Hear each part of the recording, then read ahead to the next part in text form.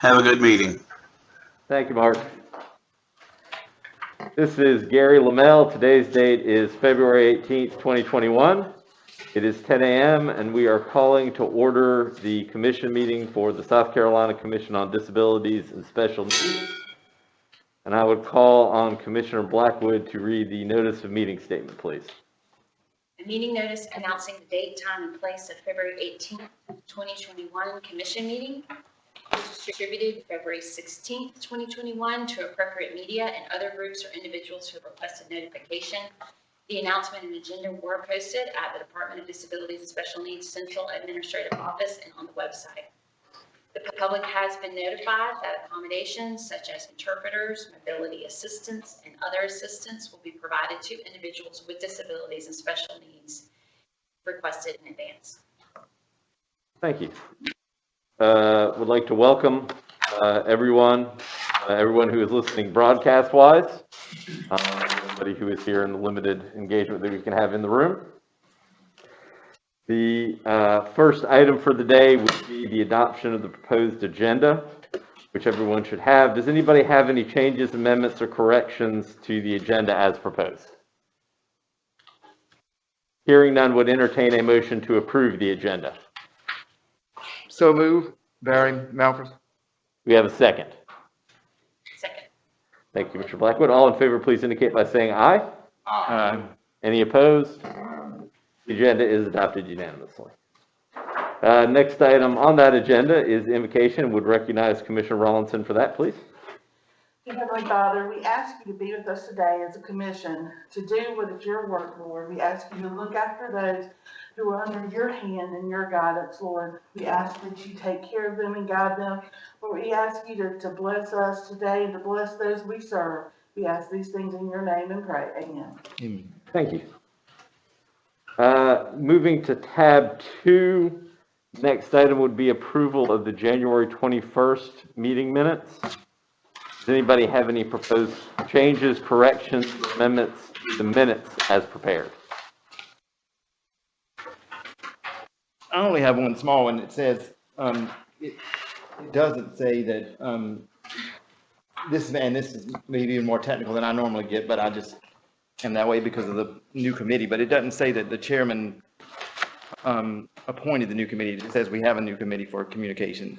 So it should say the chairman appointed. What page was that on, Bear? Okay, I see. First thing under new business? Yeah. Okay. So the I know. The proposed change would be that pursuant Pursuant to appointment appointment by the chairman. by the chairman. It just doesn't say that you appointed it. It should. Yes, sir. Yes, sir.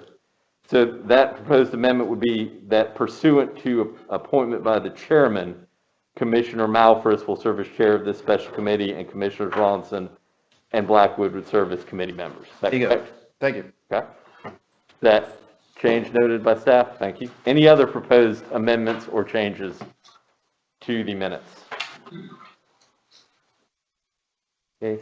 Hearing none, would then entertain a motion to approve the commission meeting minutes as amended. So moved. Second. Okay. All in favor, please indicate by saying aye. Aye. Any opposed? Then let the minutes reflect that the minutes from January 21st have been approved. Next item is the commissioner update. Around the room, anyone have any updates? Nope. Okay. I was invited to participate in a Zoom meeting with the Midlands Human Service Providers Association section. I was able to attend that a few weeks back. I appreciate the invitation to that from Margie Williamson and then welcoming me to that. There was also staff members present for that. Thought it was a good meeting, had some really good interaction with them. They expressed some concerns that I thought were very legitimate and significant. And I think the staff addressed some of those, and there's a lot of other stuff we have to talk through. And I don't know, has Deborah McPherson reached out to anybody else on the committee? I don't know if y'all know Deborah. Deborah was a former commissioner, very, very active. When we were having these meetings in person, she was always there. Deborah has sort of been leading the campaign to try to expand the eligibility for the people who are getting community services. She's been very, very, very active in a media standpoint, trying to make sure that people understand that we've got residential individuals who are living at home who have the same vulnerabilities as to the people who are in a more facilities type setting. That is a big issue, and appreciate Deborah reaching out to me on that, and appreciate all the work that she's doing to try to move those people up on the list, to make sure that people understand sort of the general nature of there are people that we've got in that institutional type setting, but we've got a lot more people who have those same vulnerabilities who are living at home and the risks of that. So I just want to express my appreciation to her for all the work that she's doing, and I think that's definitely something that we've been working on. But Deborah is one of those people that's going to go above and beyond to make sure that the word's getting out to legislators and the media and things like that. And she's doing a great job of that. Yeah, Lamel, sure. she did reach out to me also, Mhm. And asked for the numbers, so she was giving accurate information to DHEC and, they wanted those numbers to my attention, and I sent them on to her, so, and we shared the numbers before, but it's nice when a citizen and a parent sends it and shows that there is a need out there. Yeah, and I just think that's something that whenever that question comes up, I think everybody needs to be aware from our perspective that there's sort of the slicing of who gets the vaccine has a lot of controversies involved with it. And I just think we need to make sure that we're aware that we're, even where we have got priority for some of our consumers, families and things like that, that we're still working on, that we've got other gaps that need to be addressed. Right, because DHEC makes those decisions, right? Right, yeah. So DHEC needs to hear from lots of people about what they want for their family. Exactly. And- Exactly. and They have the vaccine advisory committee. That's proposed that, I'm making those suggestions, so the more they hear, the better. We send that stuff over, but we stop the channel because we want to maintain the relationship with this agency. Yeah, and Deborah's the one that's going to go out there and make sure that it's in the press and she's rallying folks. So I just want to express my appreciation to her. I mean, Yes, there was an article in the Post and Courier. Yep. 4 days ago. Yep. I saw her put it in. Someone else too that is usually active at our commission.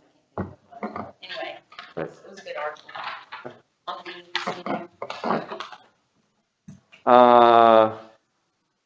Any other update come up while I was spending all the time talking?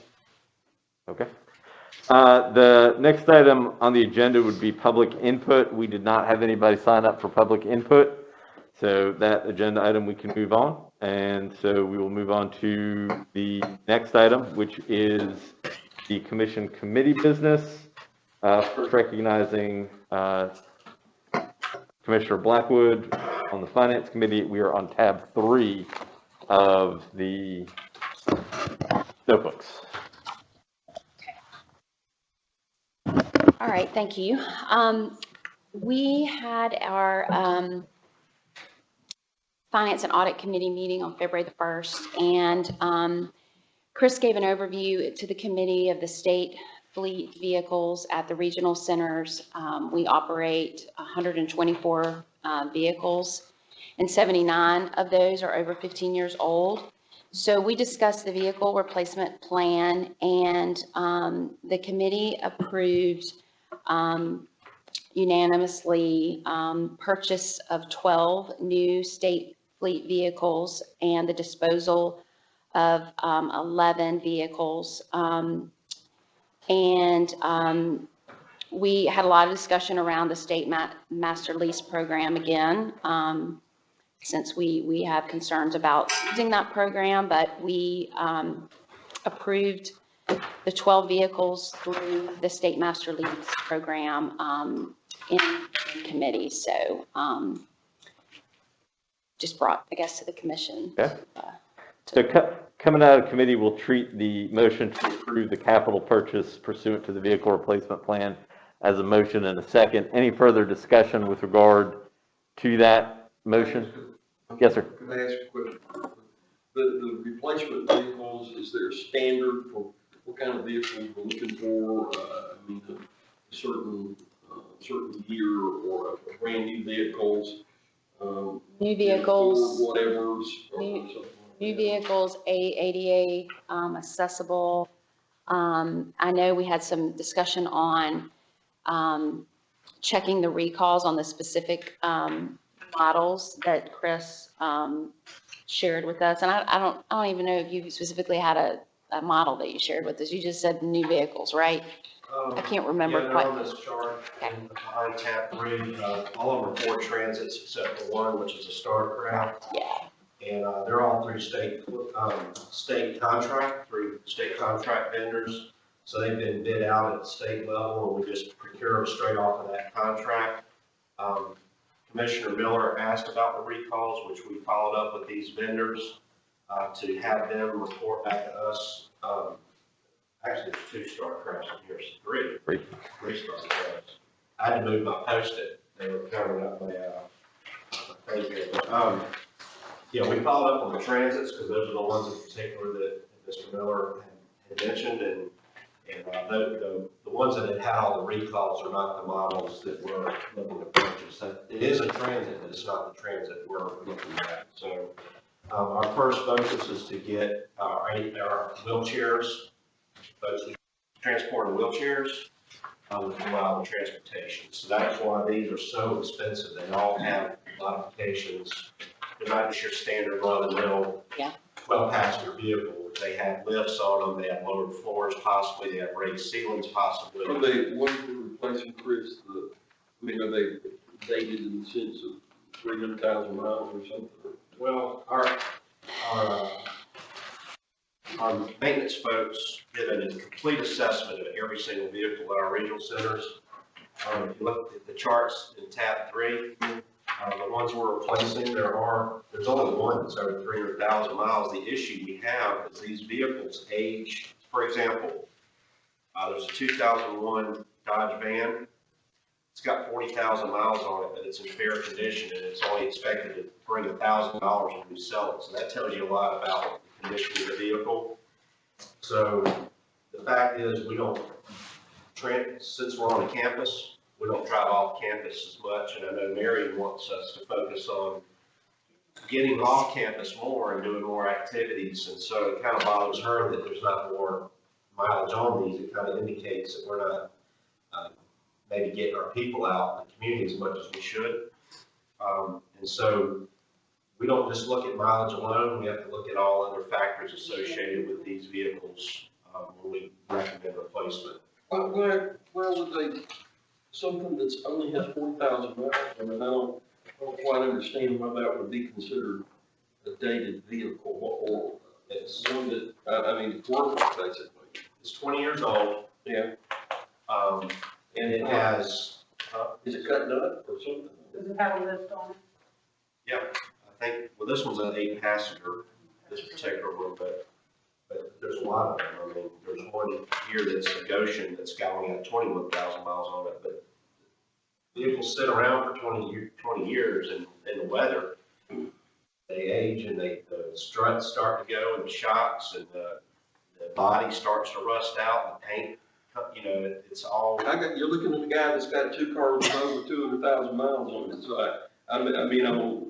that's how I judge the value of a car, and whether or not maybe it needs to be replaced is the total mileage that it has on. Of course, what you're talking about, especially vehicles, but nonetheless, I don't quite get the lack of miles and the necessity to buy new vehicles. It seems like there should be a correlation, so this is counterintuitive to me as to, y'all went through this, so I mean, I don't want to rethink the committees. Maybe the chairwoman of the committee could straighten me out, disabuse me about.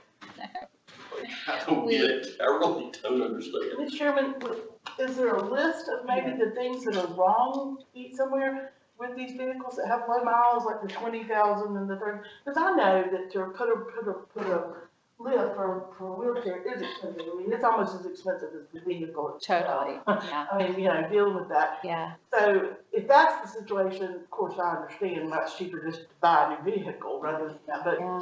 is there a lift on it? Well, I don't know that Can the we, state look into used vehicles, or is that not possible? I mean, the value on them, just like goes to like $400 for I'll them. take it. I don't need a diesel. Not if you want to replace that lift. Yeah, but for $400, you can almost replace the lift. $400, that's almost a 30-year-old vehicle. Yeah, my understanding was that we picked the ones that were in greatest need, and those are the 12 that you proposed. Yeah. 3 from each of, 3 from each, are from, Center, right? yeah, from 3 from 3 centers or each center? I think 3, All 4. okay, all 4 centers, yeah. I'd love to see a couple of And they just were the ones that were the, How many do we have at each center? If we're replacing 3, how many do we have at each center? I don't know. I'm sure there's a breakout. If we had to take everybody off the center at one time Well, for evacuation. That's to be the point I was perfectly getting ready honest. to make. If So- I had to evacuate Coastal Center, I have to send vehicles down from Witten or Midland Center to help with the evacuation. There's not enough vehicles to do that.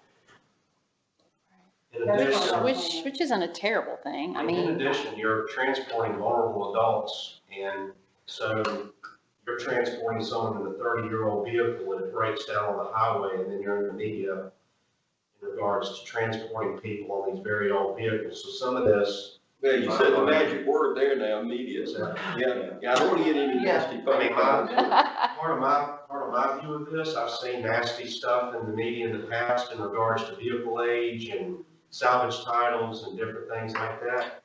So part of this is preemptive to show that we are actually addressing the safety and well-being of the folks we're transporting. Now, Debbie DeTroya, she's sick today, unfortunately, but she did all this study. She's our regional finance expert, and she's been with the agency how long, Rufus? 30 years? She's very, very good at her job. If y'all would like to get her on a call, we can certainly in the future, so you can get a picture of the bigger picture. I don't Because want to this be is only 10% of the fleet. Chairman, if I could I just have kind of, I don't want to overthink this or anything, but we're the commission and there's this close call between being a little too hands-on versus just, okay, if it's a wise decision, it's a wise decision. But there's something just sticks in my craw about, I'm presuming we're gonna sell the vehicles and get our $400 or $1,000 Yes. or whatever. Yeah. For that amount of money, we could just keep them as backup units. I mean, you get nothing out of them. I mean, They they, have to insure them. Right, They're there's they're lots. not Taxes. safe to transport, so they Yeah. really, we do assess spares. Yeah. Do we need to keep these in our fleet as spares? We have gone through that process. And so when we talk about replacing, part of our plan, our strategy is what are we gonna do with the ones we're replacing? So we go through the whole process, we interview the maintenance men, we interview the facility administrators, we involve Rufus, Troy is involved, there's a whole team looking at this recommendation and then determining if there should be spares or we just need to get rid of them because they're junk. And the indication of the value pretty much tells you all you need to know when it comes to that, in my opinion. And these are prices estimated through state surplus. We're required to sell these through the state. It's not like we're gonna put these in the paper or on Gov Deals or anything like that. I think they have it on Gov Deals, the state does. So they'll actually dispose of these for us and ensure that we get the highest value. oh, And, I could get me one of those. What are you gonna do with the van? Deals. I did, .com. something to lift me up. The more weight I gain, it seems like I need different mechanisms to, Well, But every- technology on a 30-year-old vehicle, when you're talking about lift safety features, much different. Repairs. Queue system lockdowns, all that kind of stuff. There's a big difference in what was out there 30 years ago than what's out there now. So, and those lifts, I'm gonna tell you, they break down a lot and they're expensive to repair. And I think that's a big part of the replacement recommendations, because those start working and nobody can work on the lifts. Because they don't have parts or they're not working. Yeah, I remember you talking. well, look, I'm gonna defer to, I'm I'm sorry. I was just gonna say that I do understand that we need new vehicles, I just don't know if we need 3 at one, three for each place at one time, but more importantly, I'm concerned about how we're planning to pay for it. I said in the finance committee meeting that I was not opposed, and I found out a couple things in the last couple weeks that makes me want to rethink that, although I know you can't go back and vote, but I'll say that it just makes sense to me to look at other options on how this could be paid for and how it could be done in a more systematic, meaning slower manner than three for each place. And I would ask that based on the information that I have gotten in the last couple of weeks, that we would consider, and if I lose this, I'm fine, but I'm not gonna fight over it, but if we would consider setting aside the motion for, say, until, let's say, the April Finance Committee meeting to go back and make sure that there's no other options that we have to pay for these other than that. So there's a motion on the floor. That would be then a motion from Commissioner Malphurs to table this matter till April. That's right, to postpone it till the April Finance Committee meeting, when they come back to the Finance Committee meeting for additional information on how this could be paid for. Mr. Chairman, with that, if you were to table, can we also add to that, maybe they can provide us a list of why they're specifically, what's wrong with these vehicles? You know what I'm saying, just to give us some idea, We can, better yeah. understanding, would that be a problem, Robin? No, So whatever makes us feel better about, just to I just want everybody to understand. yeah. just to sort of keep us on track. Do we have a second to the motion to table? I'll second your motion. Okay, all right. So now, discussion would be, yeah, I mean, if we table it, it's tabled, any additional information could be brought forward, I think is the answer. Okay. It would go back to committee. Yes, sir. I think that, if you're going back, and I have a little knowledge on vehicles, if a vehicle sits in one spot over an extended period of time, you have booting issues, you have transmission issues, you have coil issues, you have suspension issues, and you will go and start up that vehicle, and you'll find out you got some serious problems, especially when I see a vehicle with 40,000 miles, over 20 years or something like that. It can wear and tear on its own without you even moving it. And I got a little experience in that area. So that's one of the things that we can look at, the history on those vehicles, since you want to table it, and then bring that type of information. I just think some of us, that's great information, Eddie. I just think that would be some great information for us that don't understand that. And I'm not suggesting, by the way, that leasing is the way to go, because it's not. Although I do applaud Robin for mentioning that in the last Finance Committee meeting, and also mentioned about, hopefully there'll be some other options. Mainly, the reason I brought up the leasing was because they don't put that many miles on. So Right, that's when right. leasing to me is appealing, but I understand. The 40,000 mile one would have been It's not. nice to lease for, because we haven't used for 40,000 miles. Depends on which one, I guess, but anyways, I don't know if leasing's the right route, but I just know that, I know. So there's The state leasing program is a very misleading word, by the way, because we're not leasing. But anyway, we've already motioned in second, so go ahead. right, so there's a motion and second to table this. Any further discussion with regard to the tabling? All in favor of the motion to table this until April, please indicate by saying aye. Hi. Any opposed? That'll be tabled. We'll send that back to the committee to do further work and provide additional information to the subcommittee that can then be passed on to the commission as a whole to hopefully deal with this plan in April. If for some reason, if we get it done and we want to bring it back up in March, or we can bring it back up in March if we get it done before then. Is that okay? Okay. May I ask? Thank you very much. Commissioner Malphurs, if you could provide us with the information that you've recently come upon the last couple of weeks so we can do some research? Because I have no idea what that is, and about the lease program, maybe we've missed something in our research. It's not about the lease program, it's not about the lease program directly. But I'm happy to provide it. Okay, thank you.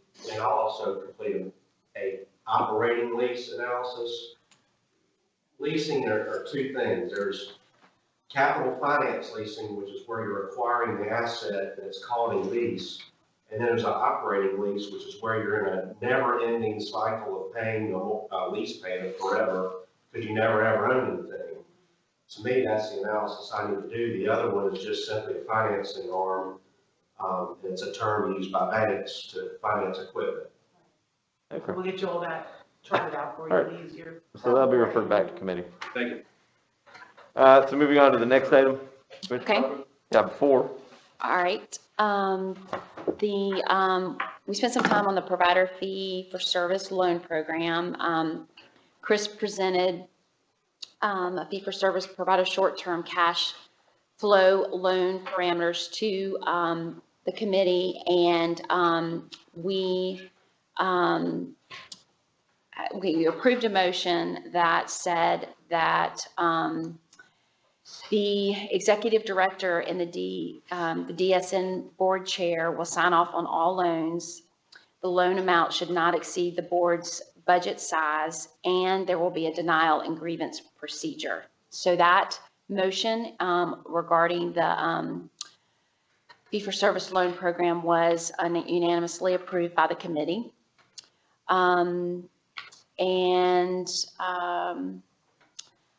see, we also had a motion that the loan requests must be brought to the Finance and Audit Committee and then the full commission. Again, these are the boards that need to borrow money to get through the transition to fee-for-service, And so again, we approved a motion that said that the loan requests can be approved by, the motion was that we would bring the loan request to the Finance and Audit Committee and then the full commission. However, in an event of an emergency request, the loan request can be approved by either entity but must be ratified by the commission. If approved by the Finance and Audit Commission. So those were the two motions that we made on the loan program. Chris, was there anything else on that? Yep, okay, making sure. So. So coming out of committee, we'll treat, and both those were approved by the committee, correct? Yes. So coming out of committee, we'll treat that as both a motion and a second to approve the program with the parameters for approval by the Finance Committee and or the commission as a whole, as outlined by the chairwoman. Any questions with regard to that? Other discussion? Hearing none, all in favor of approving that program or those parameters rather, please indicate by saying aye. Aye. Any opposed? Any abstention? Okay, that matter is approved. Next item, tab 5.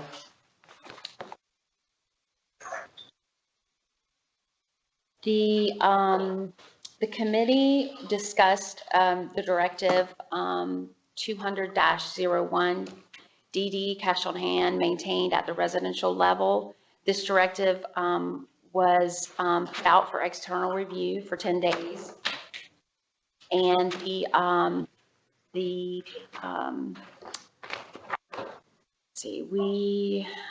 approved, just making sure I'm following the right one. Okay. We approved the directive with one note, a comment on that directive that a staff, regarding the number of staff present when the monies were removed from petty cash. We basically edited or revised that directive with the comment about one staff member being present. At least one staff member being present if the consumer is not present when the money is counted. Another staff person must witness the withdrawal of the funds. And so that, if I recall, was the only change, right, to that one? We actually didn't need to edit it, we just need to clarify with the commenter Okay. that they misread the existing directive. So the directive stood as released with no edits. Gotcha, okay, but the comment that we got needed clarity. Okay, We needed, just didn't change anything. right, okay, so the directive was unanimously approved, after it had the 10-day, external review. So that was again for the cash on hands maintained at the residential level, 200-01 DD. Thanks. Coming out of committee, we'll treat that as a motion and a second. Any further discussion regarding this proposed policy? All right, hearing none, all in favor of approving as proposed, please indicate by saying aye. Aye. Anyone opposed? Any abstentions? All right, let the record reflect that that was approved unanimously. Next item, tab 6.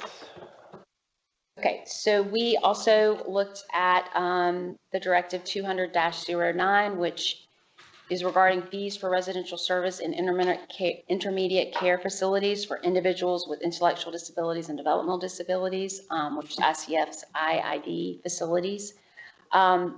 We unanimously approved that directive. It didn't have any changes after being out for public comment, so that's where that stands. Anything else on that, Chris, that I'm missing? No, it's really, there was not a whole lot of substantive change to this one other than pulling in some language out of the HHS contracts that were missing in here to clarify like third-party liability and how actually items B, C, and D were pulled in almost entirety from the HHS contracts. And that was probably missing that needed to be in here. So we approved that. Okay, so coming out of committee, we'll treat that as a motion and a second. Any further discussion with regard to 200-09 DD? Hearing none, all in favor of approving as proposed, please indicate by saying aye. Aye. Any opposed? Any abstentions? Hearing none, that policy is approved unanimously. Anything further from the Finance and Audit Committee at this time? No, I think we're good. Thank you very much. Yeah. Next item on the agenda, would recognize Commissioner Malfris with regard to the Special Committee on Commission Communications. That would be tab 7. Commissioner Malfris. Thank you, sir.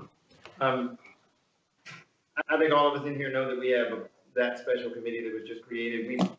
We met on February 9th, and I would encourage you to look at another day if you haven't already about the scope of the committee and the justification, what we call the justification committee, which justification was very well done by Robert Booker, really. And we came up with part of what we already have, which is the nameplates and name tags, and we just wanted it in the record that when if any commissioner leaves, his nameplates and name tags would belong to the commissioner, and then before they leave, it obviously wouldn't, because if somebody becomes, so for example, if somebody becomes secretary and then they take another position and then they come back as secretary, then obviously we use that sign again. So it would be kept here until the commissioner actually left, and then anything with their name on it would be given to them along with a plaque, of course. The other item was that we needed $250 to replace that seal that's right above us right there, the state seal, to a gold one, so that one no longer looks like it has coronavirus. And we can have another one. Put a mask on that. So, and also we unanimously approved having,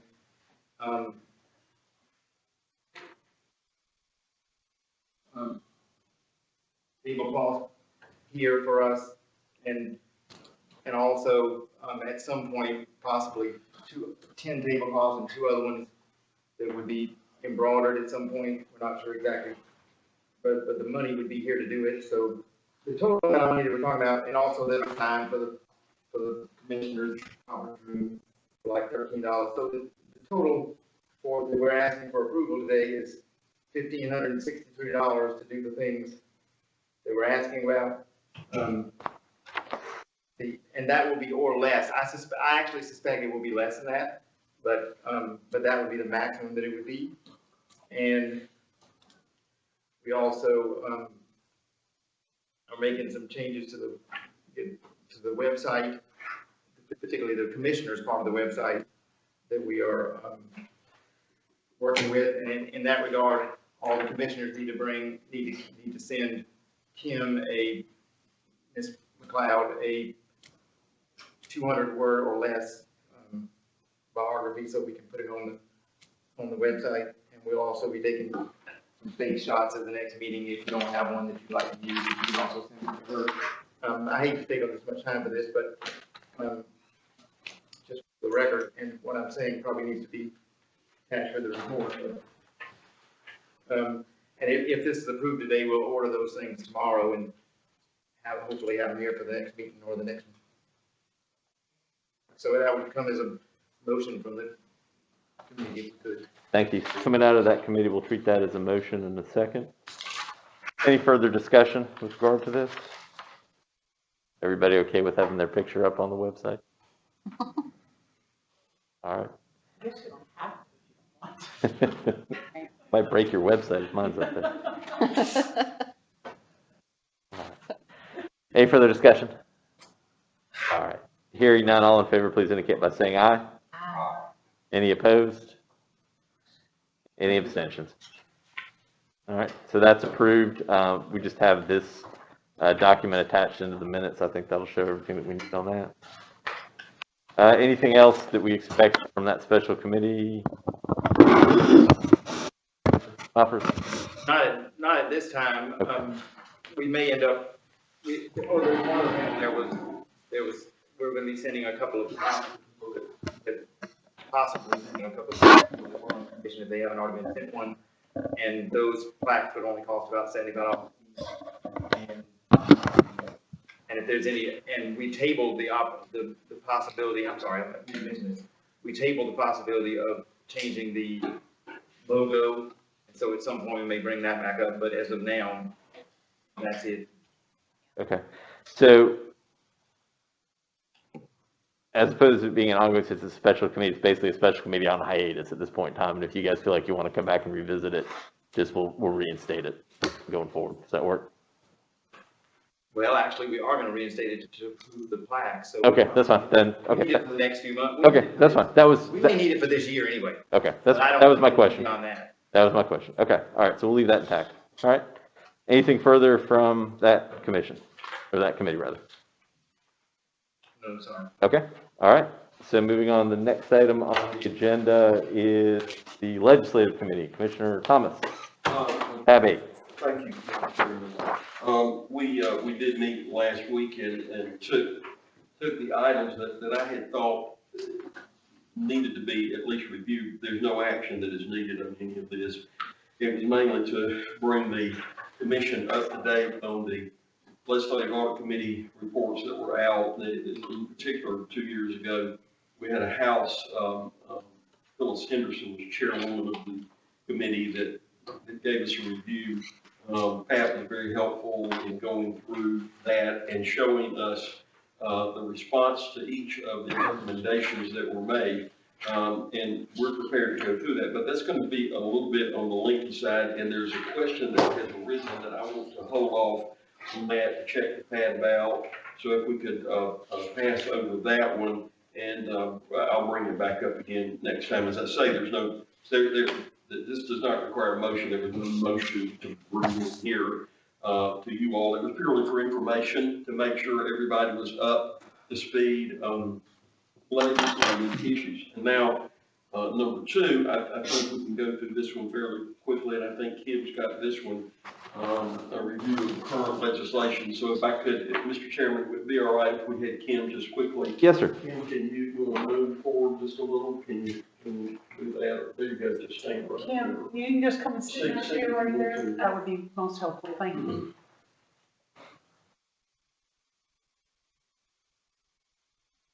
Okay, I'll go through these fairly quickly. There really hasn't been much change. 3181, that was the, the House bill to add training requirements and establish new qualifications for commissioners. That is still in committee, and I don't expect it, I'm not seeing any movement on it. I'm not anticipating any movement on it. This bill has come up before, and we did offer an edit, and of course, we plan on offering that same edit, instead of saying that, to change it to say that the governor shall consider those educational requirements, just to consider them and not have All them these bills be are still in mandatory. subcommittee, nothing has a fire under it, so y'all don't get panicky. The educational, this one bill that she's talking about, the educational bill, is something that if it's passed as it is, would probably eliminate, I guess, 3 of us from the committee, something like that. But, I don't think that's gonna work. But I just want you to be aware, so, that we are aware of what's out there. And so in its current form, I take it, I don't think we need a vote, but we would have some problems, I think, with an elimination process based on what the bill calls for in item 2 of the legislation still in subcommittee. But if anything happens, I will be Johnny on the spot, because Kim will keep me Johnny on the spot if something starts breaking on the legislation. At that point, we would need to take a position that we're. Oh, we would opposed to it move and all fast, that yeah, sort of thing. right, we'd move, Not vehemently. absolutely, we'd move really fast. Well, this is the second time that this bill has come up, and there was no movement on it, the first time, so I don't. Was it different people that proposed it this time as last time? There was one additional, sponsor added. So last time, the first time it was only, Representative Taylor, and now it's Representative Taylor and, Newton. I know, I noticed that. I know him. And if it comes up for hearing, like last time we notified Gary, he went down there and spoke, so that would be the option. If it comes up on one of their meetings. And they 100% seemed responsive when I told them that these requirements would not only eliminate existing members, but would dramatically reduce the pool of potential commission members, which is already something that we struggle with to some extent. And they seem very receptive to that. The question they asked was, all right, well, you come up, what's the qualifications you want to have? And so if we are going to have testimony, that may be something that we want to get with maybe on the legislature, come up with an idea of what recommendations we'd like to make to them.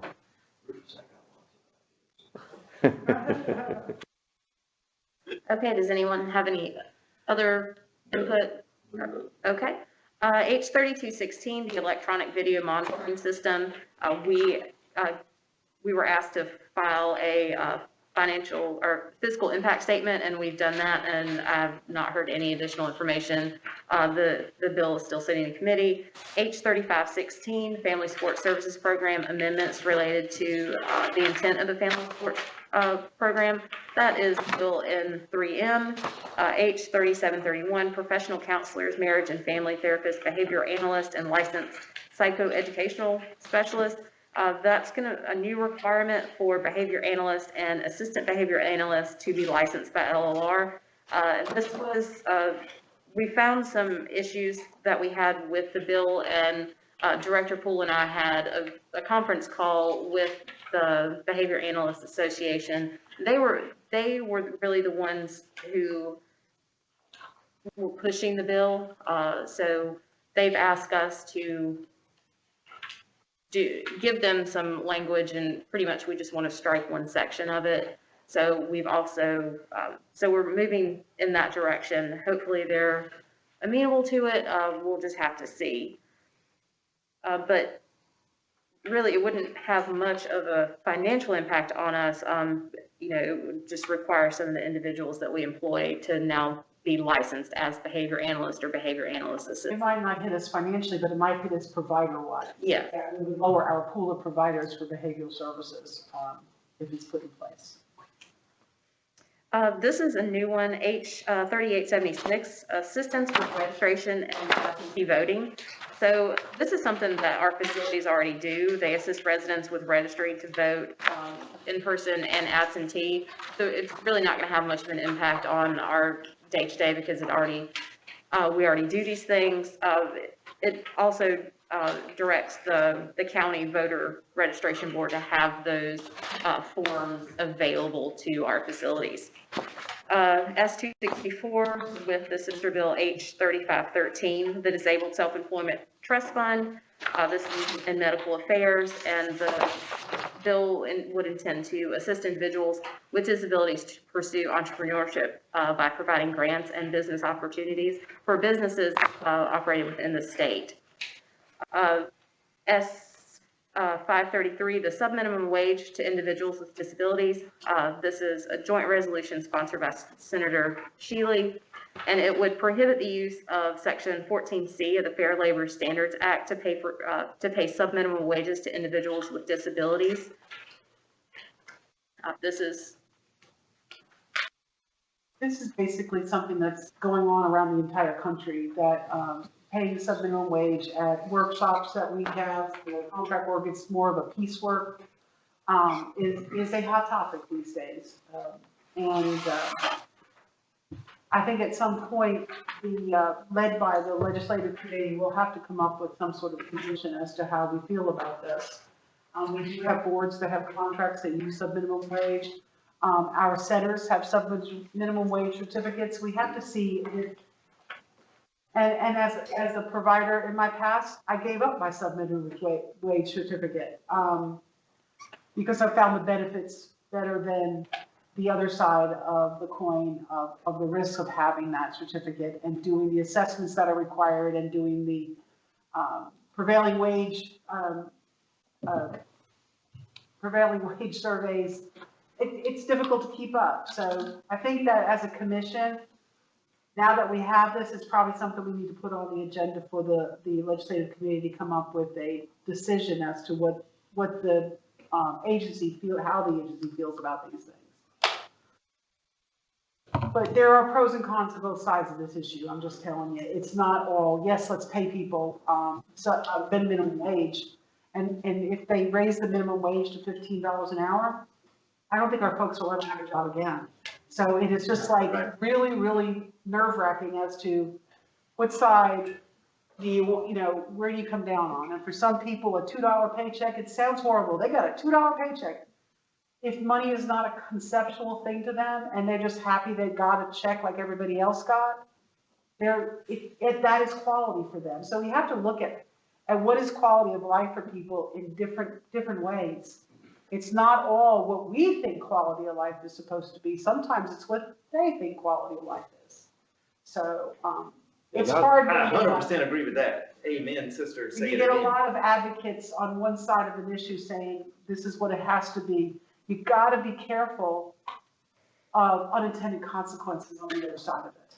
Yeah, when it's $2 too, it's really important to understand the inner workings of how you establish the pay rate. That's right. It is all formulated off of minimum wage, or a higher wage at the prevailing wage study indicates that people normally make $10 an hour doing this work. You're considering productivity to establish the piece rate or the hourly rate. So they are making minimum wage based on their production. They go for production. So it's not, but and it's highly regulated. And DOL monitors it. Yes, it's very highly. So that is, And it's a lot of work to submit the renewal. That is. 14-day renewal every year.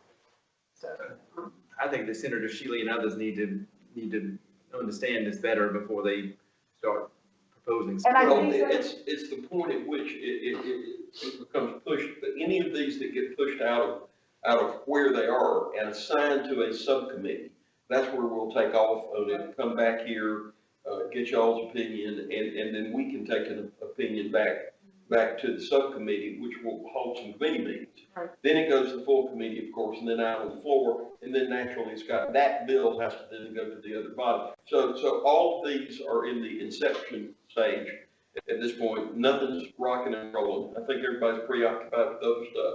So there's no emergency or anything, but I did want you to know basically the bills that are out there so that nothing's a surprise. Okay? And there's one new one that popped up. It doesn't direct us directly, but it's 14.5, and it's a new bill, and it authorizes banking institutions to look for and detect and kind of intercept potentially fraudulent transactions for vulnerable adults, because there's a lot of fraud and financial exploitation of vulnerable adults. And so this went to the Human Services Subcommittee, and it was found favorable. It's been the Attorney General's office found it favorable. The Banking Association in South Carolina, they were in favor of it. So it went from the subcommittee, and it's now in the full Family and Veteran Services Committee. And that concludes my report. Any questions? Thank you, Kim. Thank you, Mr. Chairman. Yes, sir. And if we have to circle around on any of those, we'll just refer them to the legislative committee at that time. Very good, sir. All right. Moving on then to old business. First item under old business is the South Carolina Mentor update from Julie Cook. Thank you, Julie.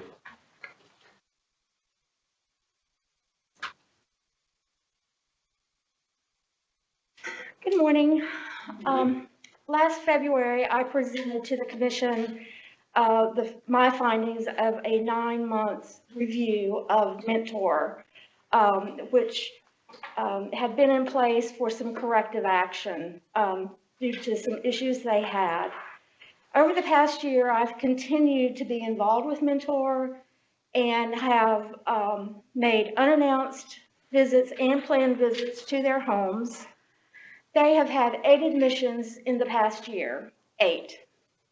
So with the COVID crisis, they have been very diligent in their getting out to assess people and making sure that they're finding individuals that can fit nicely into the vacancies they have. They have tried to do the overnight visits and the choice of home for the individuals being admitted. Each admission reviewed, the documentation is adequate. The behavior analysts get involved and on board very quick with a behavior support plan. The residential plans are good. The staff are very knowledgeable of the individuals that they're serving and caring for in the homes. The staffing with Mentor, executive staff is still intact. There have been no changes there. They have added a quality assurance manager position, and I work very closely with that individual and remain a resource for them. They continue to employ 4 nurses that can be dispatched to a home or can do any type of triage necessary for medical care, medication issues. They employ 3 full-time behavior analysts that can go into the home, do staff training, assist with any behavior issues that need to be addressed.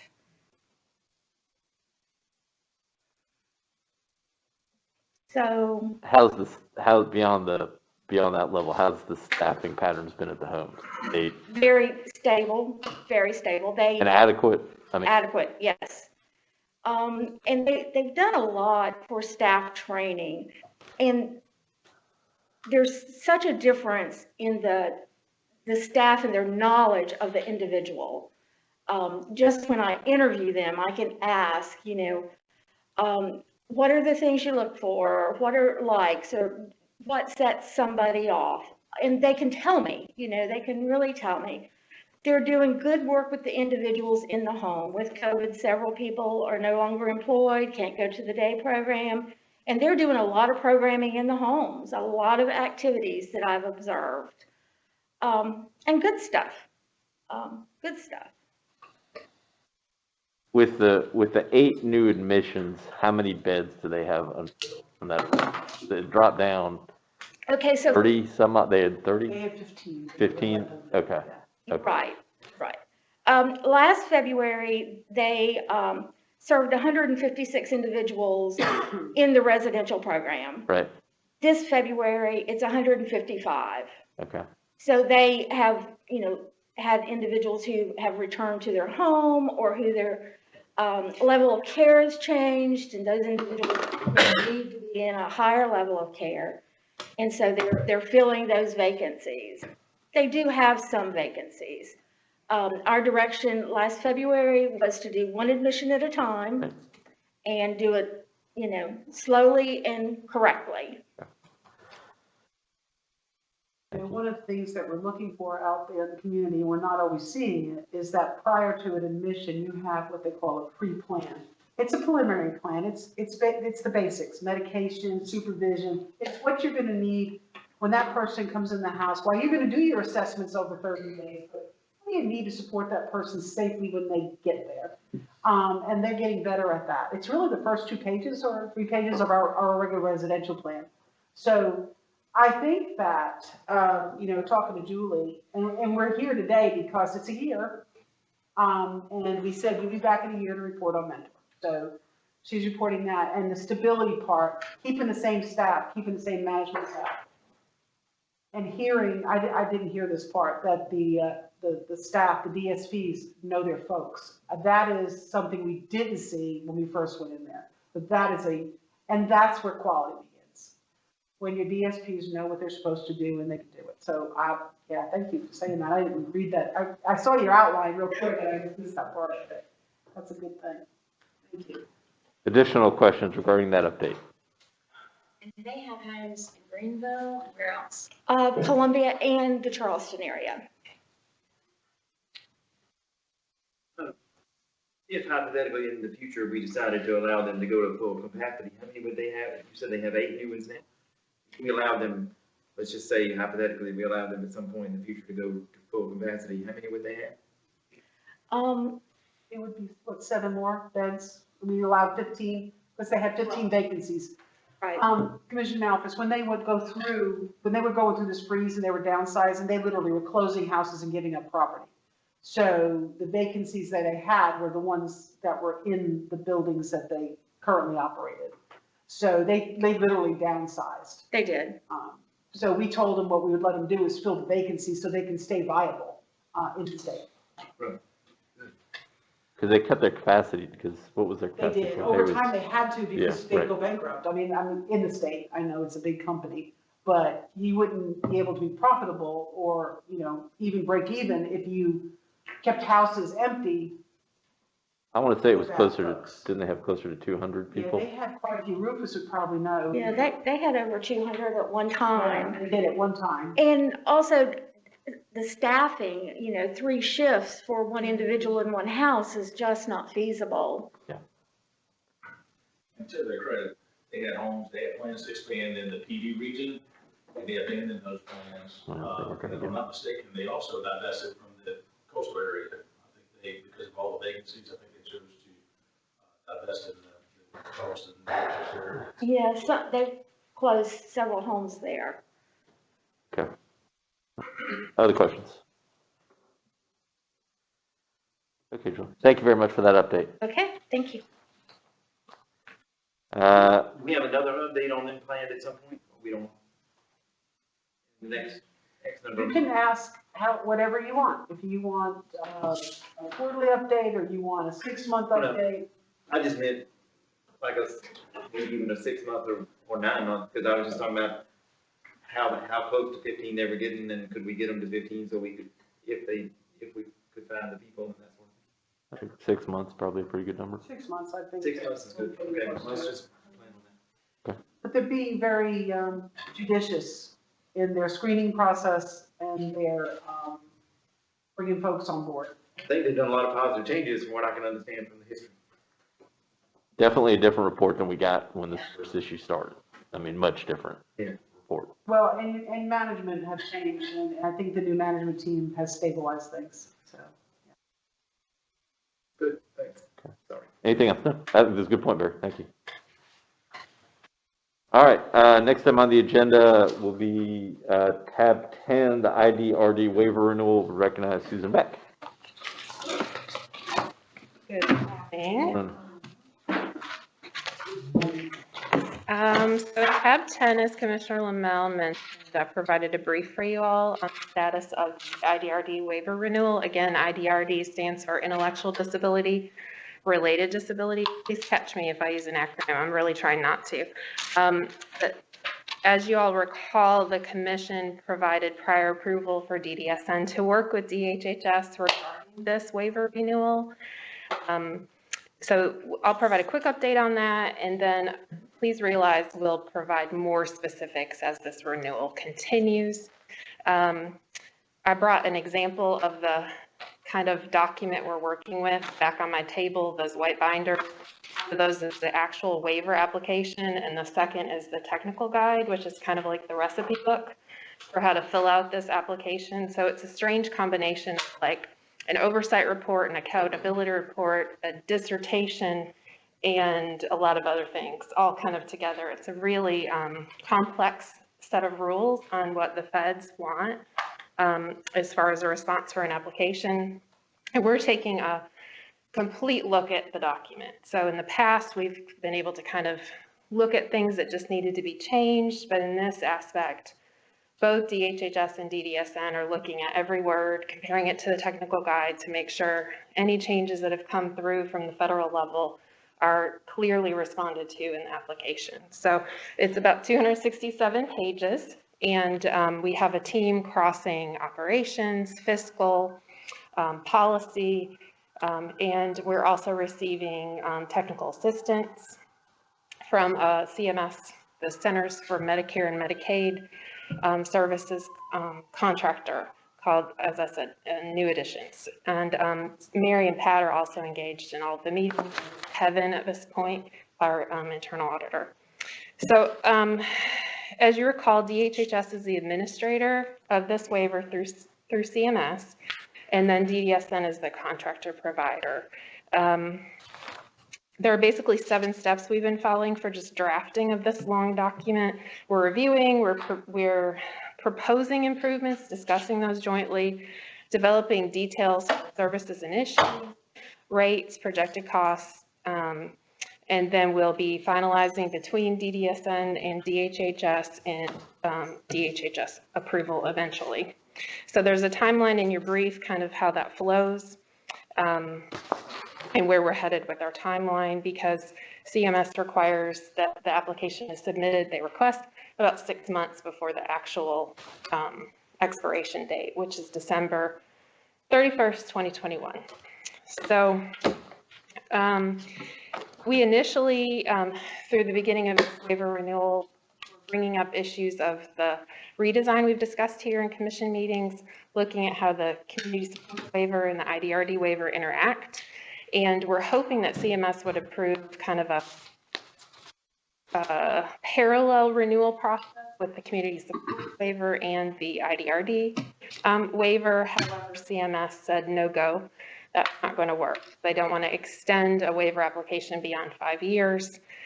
So that limited our development because of that information we received really just last month. So we're focusing on a few changes and improving any waiver definition language that causes ambiguity or any service delivery issues. So there are basically 7 areas listed on page 2 of our service considerations. Please realize these are not approved, they're just in discussion. There's a whole process for going through that, as I talked about above. So we're looking at residential tiers. And that sounds more complicated than it is at this point because really that's on the long-term plan to do an IDRD waiver amendment later on.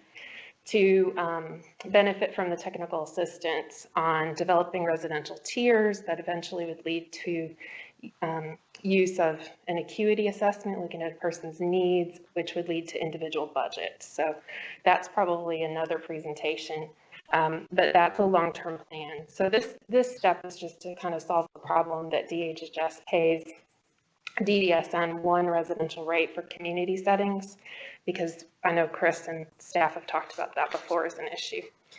And then we're also touching on career prep, just looking at that, shoring up that definition to make sure it's focusing more career preparation. Service should prepare a person for employment, and it's a little bit loose right now. We're also looking at a new service called Independent Living Skills, which really focuses on training for individuals in community settings or in homes.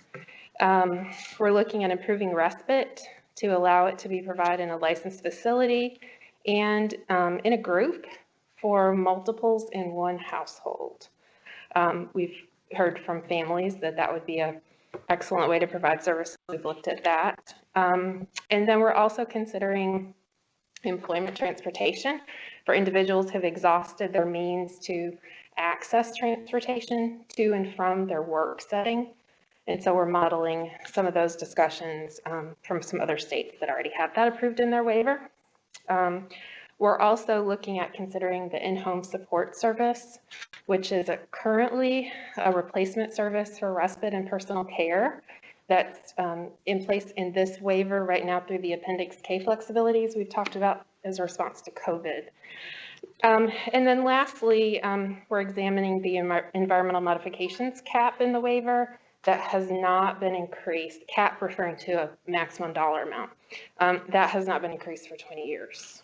So we know costs of supplies and construction certainly have changed in 20 years.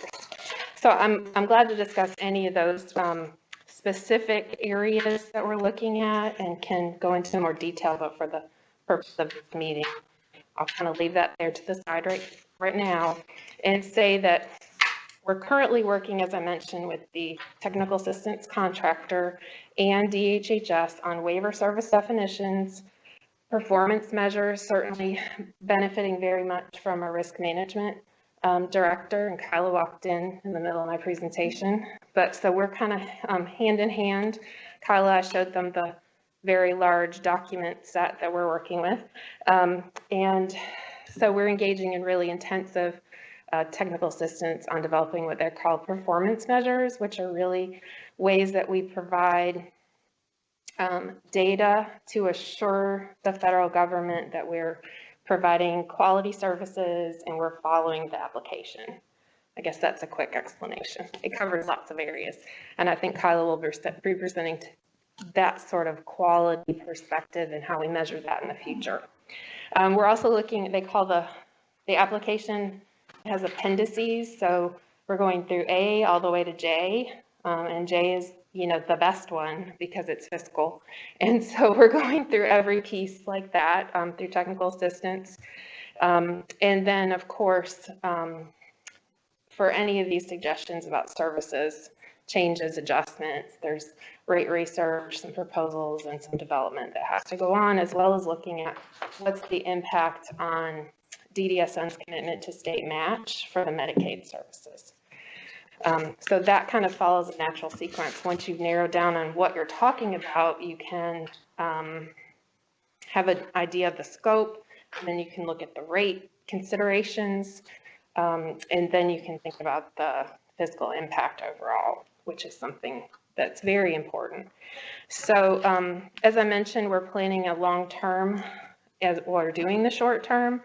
So this waiver amendment in the future, not this renewal, we're going to be looking more closely at what y'all presented or approved as a commission on the equestrian and hippotherapy service. So we've done some preliminary research on that, but that's not in this renewal because of that perspective that CMS and DHHS took on let's limit and focus our work right now, as well as a service I know Mary is very invested in, and I've been invested in probably since 2014 when we proposed it last time is e-monitoring. So that involves putting technology in contact with a person if they are having an issue or if they need assistance, or if, it could be cameras, it could be, the electronic part of assistive technology, but putting that in place so people can be more independent and rely less on staff. Because it's really unnatural for a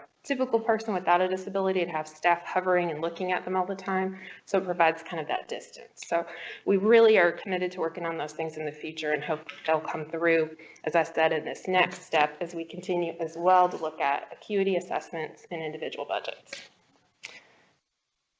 Questions? It is fair to say that we have some positive developments in the future regarding the equine, people using horses as equine therapy in the future though, right? Isn't that possible? So other states do have that in place in some of their waivers. We've studied that, and actually our technical folks did some great research for us quickly. We've shared that research with DHHS. They're very interested in learning more about the benefits of it. And just so y'all know, it isn't necessarily always just horses that are used for therapy, but they call it animal-assisted therapy or intervention. So we're looking at that scope as well as the horse specific scope. So that kind of got set aside right now, but DHHS was very open to hearing about it. Good, my horse Fred will be happy to hear that. Good. Can I go over anything else? Any other questions? Okay. It's about time to increase that cap on environmental modifications. It's worth noting that it's a lifetime It's cap. a lifetime cap. And So it's you been do it there once forever. and that's all. Yep. So it's not a per year or. Yeah, that probably does need, I was thinking. Can't do much for $7,500 on home improvements. Yeah, and the average for community supports is about 15,000. So we're looking at that kind of, I hate to even talk about squishy at this point, but we are doing research to compare what's kind of an average usage, and how many modifications were done in this waiver last year, and going through a lot of articulations. So you're not just arbitrarily assigning. No, there has to be a method, and it has to be justified, and obviously anything DDSN would discuss with DHHS ultimately has to be approved at the program level over there, and then go to their leadership. So they have to fully understand it, be able to represent it, and then propose it to their, they present it to their medical care advisory committee before it can ever go to public input, which is another step. So the public, as well as any staff, can provide additional input, and then that comes back for further kind of adjustments before the application is submitted to CMS. So there's a lot going on. Yeah, the mod cap, just simply looking at CPI and seeing where that would be just to keep it at $7,500 considering inflation is really the baseline for this increase. It's amazing. Yeah. But when you start looking at inflation, what impact it has on that $7,500. Yeah, we're talking about multiplying that number. That's going to be increasingly scary as time goes by, I'm afraid. We have inflation skyrocketing in every area right now. Sure, well, just supply costs. I was talking with another staff member, just, the wood to build a ramp costs a heck of a lot more than it did, a year ago and 2 years ago. 30% increase in lumber costs. Right. COVID. Yeah, So, it's COVID. yeah. Building a ramp would be a lot. All right, thank you, Susan, for the update. All right, next item on the agenda is Band B&I switch update. Yeah, we'll split this up. Kyle is here to talk about, I guess, the acuity process they're going through, studying the consumers and their needs in residential. I'll give you an update at the basic level or more broadly. So we had 5 open mic sessions. They were, decreasingly attended as we went out and as we got further down the calendar. We had a lot of folks that attended every single session just to see if they could grab a tidbit out of anything that came up from others. Generally, we had about 10 to 15 people in those open mic sessions. Questions are very, very basic. There was one significant issue that came out of the initial open mic where we had a programming glitch. And unfortunately, we couldn't beta test this system. We could only, our programmers could only do the programming and hope it worked. And then once we went live, they could tell with live bullets whether what they set up worked or not. And there was a glitch in there, but they immediately fixed it within hours of being notified of the problem. We had a private provider training on February 4th. It was geared strictly towards they have requested not to be called QPLs anymore, like they have told us to call them private providers. So that's why that's the language I'm using. So the private provider training, it was very well attended. I can't remember how many folks were there, but it was geared directly towards them because it's very, very nuanced whether you're a financial band manager or a private provider, because they've basically been in fee-for-service from day one as a private provider. Let's see, we have recorded both of these sessions, the private provider one and the board sessions. Actually, the boards had several sessions, and all those are recorded and publicly available, as well as all the handouts. So folks that weren't able to attend or need to go back for a refresher, that's publicly available. The Finance Manual, Chapter 10, is an externally focused, it's an internal document, the Finance Manual, but Chapter 10 focuses on our service unit and report and billing processes, or SERB. And so that chapter is entirely rewritten. I don't think there's a single section in there that was not impacted either by changes due to fee-for-service or the fact that it's antiquated and hadn't been looked at since 2013. So some sections were looked at in 2017, but they needed updating anyway. So we're almost done with that. We have a couple sections that we're still reviewing and trying to finalize, but for the most part, those sections are completed. And those have been shared with providers as well, the ones that have been rewritten. We update our quarterly basic training that we just had, and so the agenda going forward and the materials going forward are representative of all fee-for-service changes. So that we've pivoted to make sure that we're sending the right information out and not the old stuff that doesn't really apply anymore. Fiscal analysis, we haven't really been able to start yet as far as looking at the providers that we're really concerned about. Now, Kyla will speak to the side looking at the people, but unfortunately, my cost analysis team is covered up with room and board reviews and cost report preparation. And so we've got to, room and board should be done here in the next couple weeks. We have to review all those, not only for our DSN boards, but also our residential private providers. So there's a good bit of work there that has to be done. And, they're covered up with that, and that's the highest priority. So we'll switch to the analysis here soon. Let's see. I provided to the commission an email about cash. No, that's not what this was. I do want to go over that though. Debbie Wilson is getting an email out to providers that we've identified through utilizing their interim reported figures that maybe we're concerned that they might have cash issues between now and June, primarily related to fiscal year switch, because that's always a problem because of the way we pay. So that email will be sent out, and what we're going to ask these providers to do is to do a cash projection through June and let us know what the tea leaves say, so that we can go ahead and initiate the short-term loan program if we need to get that rolling. We don't want to wait until they're in trouble, because we don't have a checkbook here. We can't just get them money when they need it. It's a process to get funds to them, even though it's electronically done.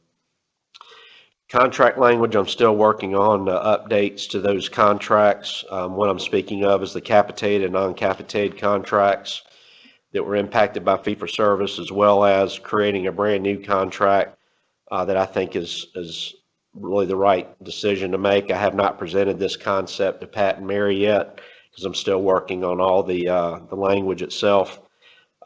And so that's in work. Also, Pat and I have agreed we need to do an executive memo on fee-for-service to have this, in writing and out there for folks on our website in regards to, because this is a very, very complex issue, and everything that we've communicated thus far has been through emails or these meetings, and so we really need to get this documented in an executive memo, some of the bigger issues. And then also, as Susan mentioned, we're working with HHS, new additions, as well as legislators to try and get our rates adjusted.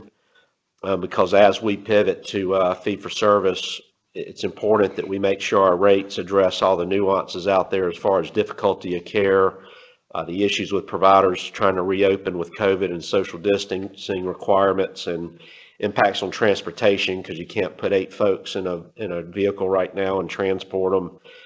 So we're looking at all that as well. So it's a project. It's not really anything that has a visible end. It's something that we're going to continue to work on because the next round of this is residential, and we're already working towards that right now to ensure that we're positioning for that next step. So with that being said, if y'all have questions, I'll be glad to take them, or I can kick it to Kyle and let her go over and the other point. Okay. I did emailed all the commissioners last night. Sorry it was late, but I was creating these numbers last night, and you might want to create numbers. I was creating the spreadsheet. There we go. Thank you. What I've wanted to do is make sure that the commission is well informed in regards to the financial cash position for our provider network, because I continue to hear questions from providers on our FMAP as well as legislators asking questions. So it's important that we have balanced reporting. You guys are getting probably calls or comments from your constituents, and I think it's important that you have the information you need to properly respond. So what I've provided to you was a recap of all the provider relief funds and the PPP resources that providers received. A lot of these numbers I couldn't really tie down to their audit reports properly, so there is a little bit of reluctance I have in all these numbers, but I do feel like I said in the email, about 90% confident with these figures, because the provider relief funds, the first column of the table I sent you is publicly available. They give you the exact dollar amount that was awarded. So those are straight off the HHS or SBA, I can't remember whose website. But the PPP, while it tells you who got a PPP, it doesn't give you the dollar amount. It just says it's between 1.5 million and 2 million, for example. So I had to rely on the audits for that. But they got almost $24.5 million between those two resources. And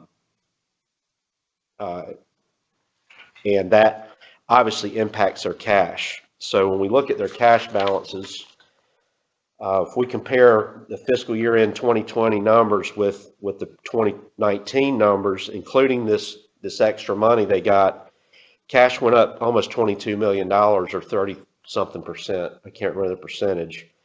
That's pretty significant increase in cash. And they went up. Whoa, I didn't know I had my personal phone on me. Excuse my ringtone. I usually mute my phones too. I didn't know I had it. Well, I hope y'all enjoyed the jam. Yes. I know that there's a second round of PPP loans. Correct. No one's going to apply for them, right? Do we know that? I couldn't stay. We have made providers aware of that availability. It's up to them. We have not given them any, in my opinion, it's not our job to tell them if they're eligible or that they should reply. We just inform them of the availability. And I think, we don't get any reporting on our privates in regards to this unless they're a residential provider. They don't have to turn in an audit or anything. So we only know about our boards. And, I just know the last time we had this conversation about the loans, we were I got a sense that you guys were, nervous about not knowing what they got. Yep. Did it, or what, maybe they shouldn't have done that, why did they do it? Right. So I just bring it up to see if we're in the same. Yes, yes, ma'am, and I appreciate the question. I mean, the issue is, we discussed, and I need to bring this back to the Finance and Audit Committee again, but recall we had talked about engaging an auditor to do like an agreed upon procedures engagement for us. We can get into that in the next committee, and you and I can have a conversation, but I still believe strongly that we need to do that just to identify that our cost reports are correct and that we fully understand how they really use these funds. It doesn't help that the accounting standards setters haven't really given very good guidance either. And so, it creates a real problem where professional judgment of each individual auditor and finance director is how they record it in their books. And so it's really potentially a disaster. And, I got to sign that report. One of the certifications says that I'm certifying that they have not used any other federal funds and that we're not basically double dipping. So I have to reach a level of comfort when I sign that, because I'm not going to go to jail over it, that I'm not reporting in the Medicaid cost report costs that they claimed on their PPP loan. So. That's what I was about to bring up. We have to be careful about this double dipping situation. Oh, yeah. We know that ain't true. It can get all of us in trouble. Right. I mean, it's important. And, and don't we want them to properly report the cost so we can Correct. put it on our cost reports? Correct. So, with the PPP and provider relief funds, these are legitimate numbers, $88 million versus $66 million. So it went up almost $22 million in 1 year. And they're at 2.3 months on average of operations in cash. Now, some are below that and some are above that. So they're, as a whole, they're very healthy and they have more cash than we do, and their budget's smaller than ours. So if you adjust for that, though, and say, well, okay, Chris, let's take all that money out. How did it look? They went down 2.3 million from the prior year. And that's assuming they didn't get any provider relief funds and zero PPP, which just isn't true. And the issue is, and I mentioned this in my email to you last night, is according to the accounting standards setters, these funds are reported as restricted cash, or should be, until such time you've met the forgivable criteria. You've actually been forgiven. So that's years out, potentially, a year or two out.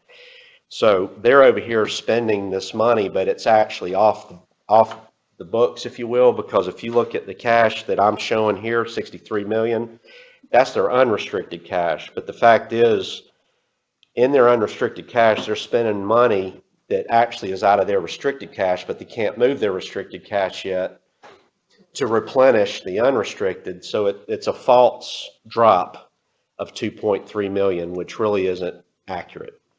But I wanted you to have all this information because I know folks are getting pinged about how bad it is. We're just not seeing it. And so I just wanted y'all to have that information. We have identified 12 high-risk boards, though, that we will be immediately working with, and then as we do the acuity, they won't get any higher consideration as far as whether we get funding or not, but they will be prioritized first so that we can get them the relief to help their cash position. But that doesn't make them any more likely to get the money, if that makes sense. We're going to look at them first. You have to prioritize. I mean, why would we look at an agency that has 6 months of cash sitting around and someone else that has 2 days worth of cash? I mean, we have to prioritize who's most urgent. So, okay, thank you. I don't know if you want to disclose that in this open meeting or not. I'm not going to ask you another time if you don't want to, so it's fine me if you don't. But we know just a number of how many of those 12 at-risk boards have received PPP money? Yes. I mean, I don't have that number, but yes, we can easily identify that on this chart, and I can send that to you. Like, I don't have that number right now for you. Yeah, I would like to have it if you don't mind. I would, just guessing and trying to go through the numbers, the names in my head, I would say probably 10 of the 12. Have gotten its PPP money. Yes, or provider relief funds, one or the other, or both. Some got both. Did we apply for the PPP or did they? They did. They did. Okay. We applied for CARES Act funds through the state, and we got $2.3 or $2.4 million through that process. And we buy product and then distribute the product. Now, this was for us to pay for our hazard pay, our ion filters that we added to our HVAC, all of our masks, our gowns, all the PPE. All these PP is coming up. And I'm gonna tell you what. They have to ask for forgiveness, or is somebody kind of monitoring the forgiveness of those loans to make sure that everything, they're time sensitive, very time sensitive. Are we looking at that at all and making sure that they're totally aware, or that's just their responsibility? Yeah, it's really their responsibility, and I don't think they'll have a problem because they're working with their local bank, and their bank's on the hook for the loan, and so they've got a requirement to complete the process and tell the feds, hey, they owe you this money back with 1% interest, I think is what it's on there if you don't get it forgiven. So the banks are really they're the ones watching and making sure that, because the feds want their money back, they're giving this money out, and they're like, look, if you're not gonna get it forgiven, I want my $2 million back. So the bank, financial institutions are the. David, they have a vested interest in getting their own situation in order in that regard. Well, they borrow money from the bank. The bank always, that's what this PPP was. It's a loan that could be forgivable, correct? They had to go through a bank to get it. So the financial institutions overseeing the repayment of it. So if they don't pay that back, what kind of impact, based on what Commissioner Lee behind his question, what kind of impact would that have on DDSN, if any? The impact it will have on us is potentially having to revise cost reports, because if they thought that they were going to get cost forgiven, but it didn't, they should have removed those costs out of what they reported to us so we don't claim them. But let's say they don't get forgiven. Now I can claim those costs. And so there could be a revision to a cost report, an audit report. And when we're looking at the health of these organizations, the 12, we're ignoring this one-time bump in cash because it's distorting. It goes away. So, you have to spend PPP by October, I think they had to spend it by. Does that sound right? So the numbers I'm looking at are as of June. So if they spend all that money through October, it's not in their accounts anymore. So for us to consider that money sitting there, we're identifying providers at risk would be a big mistake on our part. So that's another aspect of that. But we've already adjusted for it. We've assumed basically nobody got any PPP or provider relief funds when we looked at the 12. So there's no liability to the home office for No. Now, There is I'm sorry, go ahead, Barry. I'm sorry. There've been 2 rounds of loans, is that right? There's a second one right now. Second one right now. Yeah, it's open. Just, okay, you say so. I'm not worried. There is Yeah. an inherent liability for us though regarding double dipping, which is what concerns me and has ever since we started with PPP.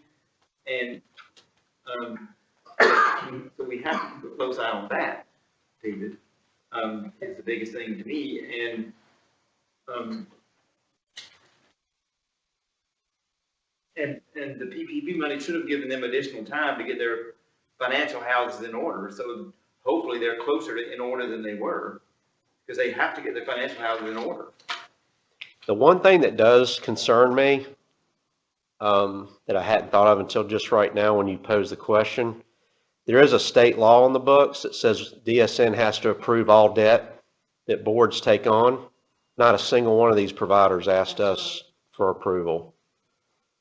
So how do we recognize? And that's a state law. That's not a reg, that's not a directive. That is a state law. Like, I felt like I just read that in something we recently updated or something. I don't know. So I just thought of that. Private relief funds, that's not a loan, so that's not an issue. Right. No one reached out, they went out and got this without telling us they were doing it. Now, does DSN or the commission have to approve it? I mean, is there a difference? They have to tell us that they're doing it. It says, I think it says DDSN, but you know, I think you could infer whether that means the commission or not. It does say DDSN.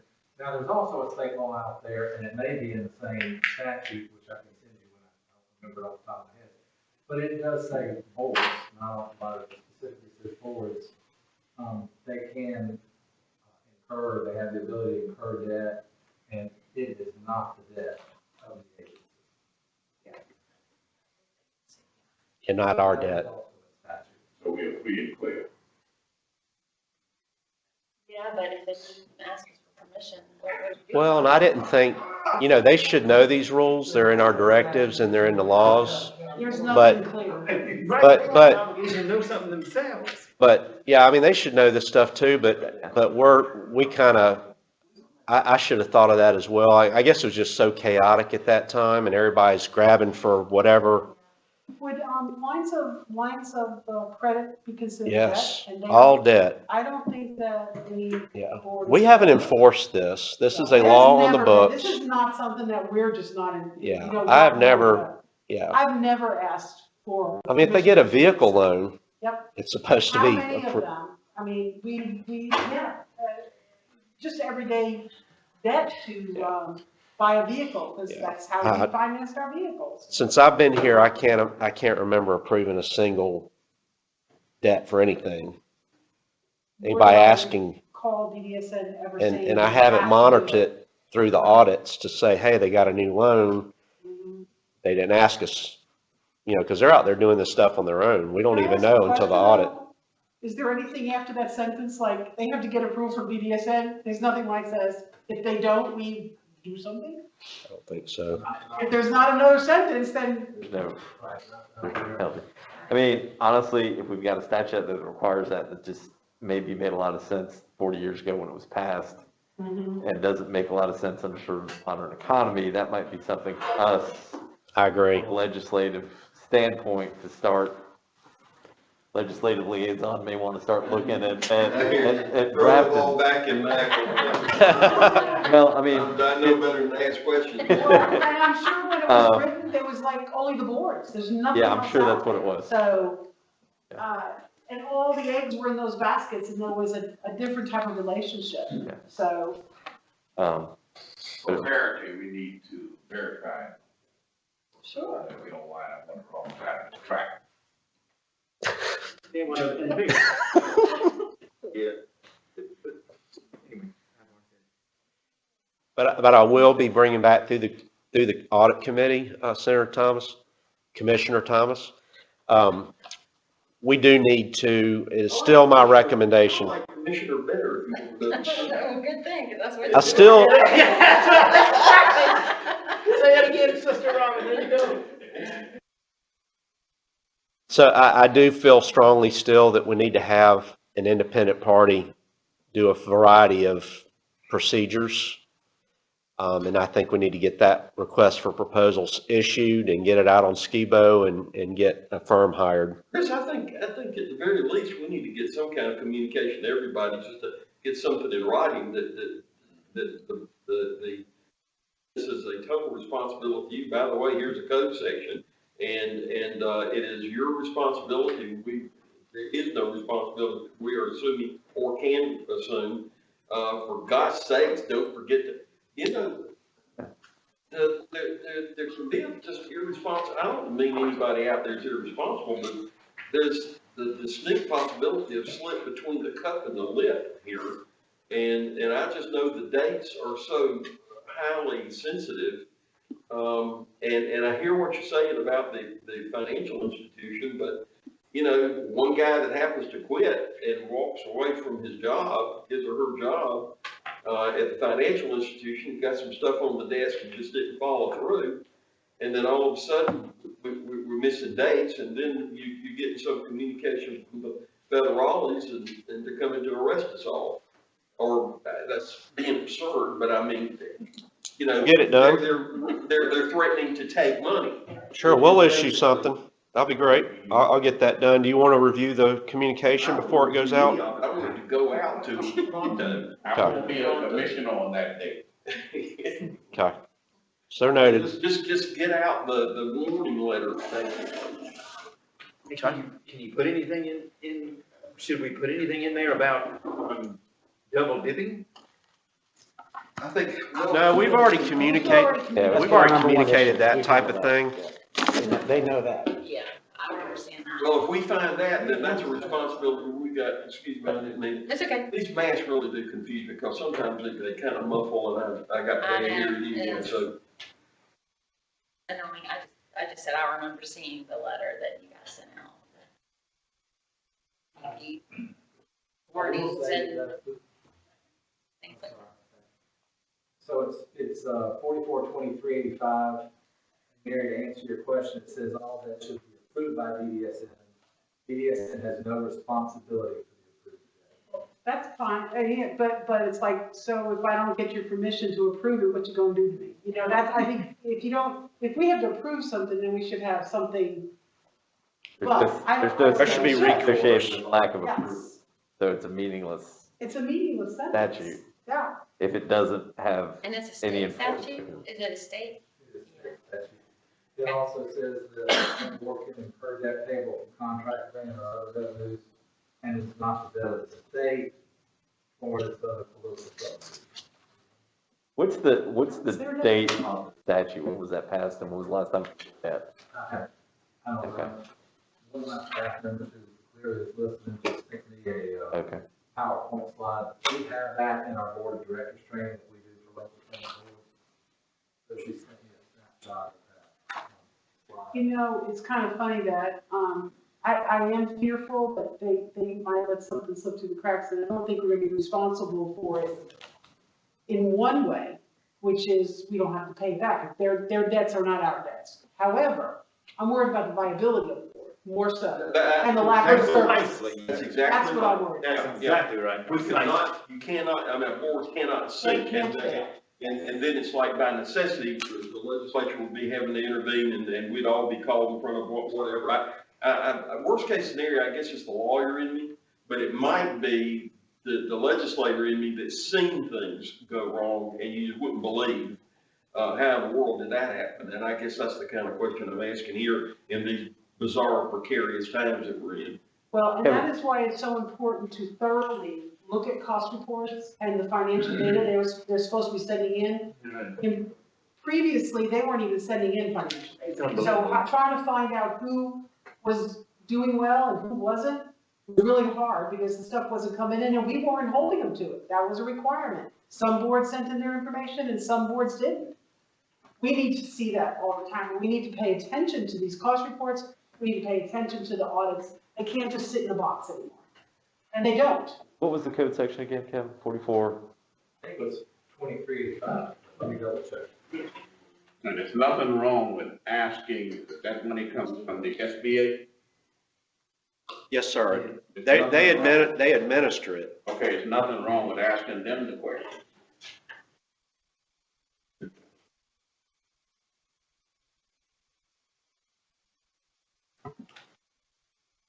I would. It's federal money. It's federal money, that's right, the administration is the SBA. Ask the question. But it still cannot be double dipped. And we don't want to lose the cost. I mean, we need that in our cost report. So Especially when we're trying to set rates that's right. and we're using cost data. Yes, because we're using cost data to set the rates. If it's not in there, it's going to be suppressed. Correct. And we need it to be correct. Mr. Chairman, that would be a recommendation that we ask the question, the SBA, get a point of clarity. Okay. Staff comfortable with doing that? Yes, sir. Objection to that? This researcher around, sitting right over there. What was it, 4423 what? 85, I believe. 23, I'm not, all right, I'm just trying to pull that statute, I'm not, Is it 85 or 35?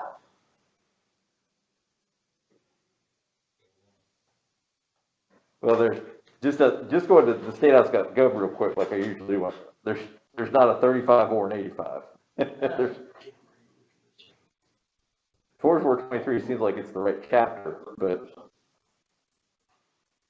sorry. What we have in our slide is 442385. Now, maybe we have added a number or transferred.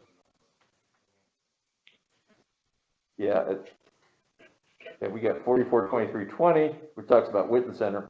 They should have already been given a loan If they applied, if they applied. if they applied to be Well, forgiven. that's what we've been assuming all this time, and that would be easy enough to find out. Have you been forgiven specifically from the loan? Although, I tell you, you put the paperwork, because we got one, you put the paperwork in, and like ours is like pending right now, forgiveness. There's a process of getting it done, where we had to submit, the bank bank said, all right, you gotta show us where you spent this money, essentially. And we submitted that, and we're waiting to hear back that the loan itself was forgiven. We haven't actually formally been told that it is. Well, you could put it as, have you questioned Right, forgiveness? yeah, it of should, the loan? yeah, the bank should have asked them already. It is conceivable that you could still put the milk back in the bottle, given everything that's happening. And I don't want to miss any opportunities if the answer is, oh my gosh, we failed to send it in. I don't want to be mother hen to these, the big entities, but they may need some help. And be thankful that we started asking. Do they pay it back all at once, Chris? Or do they have going on a payment schedule, like a regular I mean, loan? they're required to sit there on the cash. Oh, They okay, can- spend their. That was my point I was making earlier. Until you're forgiven, that's not your money, That's right, so it's It's a supposed to loan. sit there in the bank. theoretically. And you literally would receive, if you didn't get forgiven, you literally would have a payment schedule and all that sort of. It's related to March, I can't remember if there's a repayment Oh, schedule. The Harry. forgiveness for one. Yeah, they Yeah. related, to March. I thought I heard, that in the winter. I don't know, that I sounds might be- silly to me. I might be I'm wrong. just trying to figure out how, if you gotta leave it in the bank until it's forgiven, how do you save your business with that money? You can't use that No, I money. heard that, and I didn't want to jump into it, that Yeah, can't be. Not exactly right. But you've gotta use it for the right cost, you gotta use it for the right, There's only certain costs you can use it You for. can only I mean, use There's only two options, you get forgiven for it, or they give you a schedule to pay it back. Correct. One of the two that is there, you don't have money sitting around, you spend it.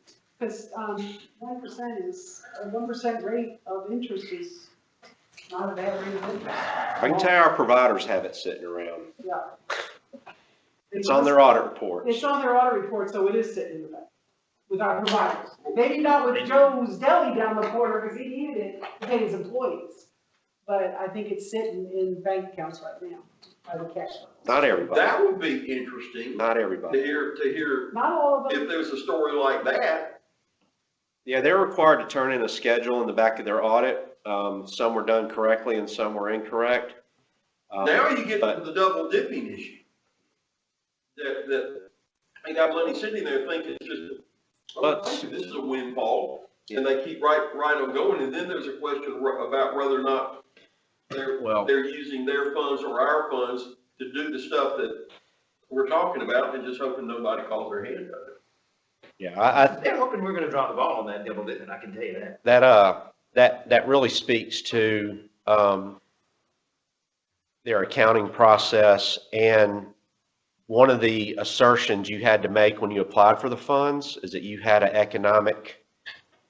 you had no other cash reserves, you had no other access to any other capital, you didn't have a line of credit, you didn't have, your revenues were impacted, like you really thought your business was gonna go under. I don't think, honestly, and I know I'm gonna make everybody that got this loan mad with this statement, but that doesn't usually scare me about making statements.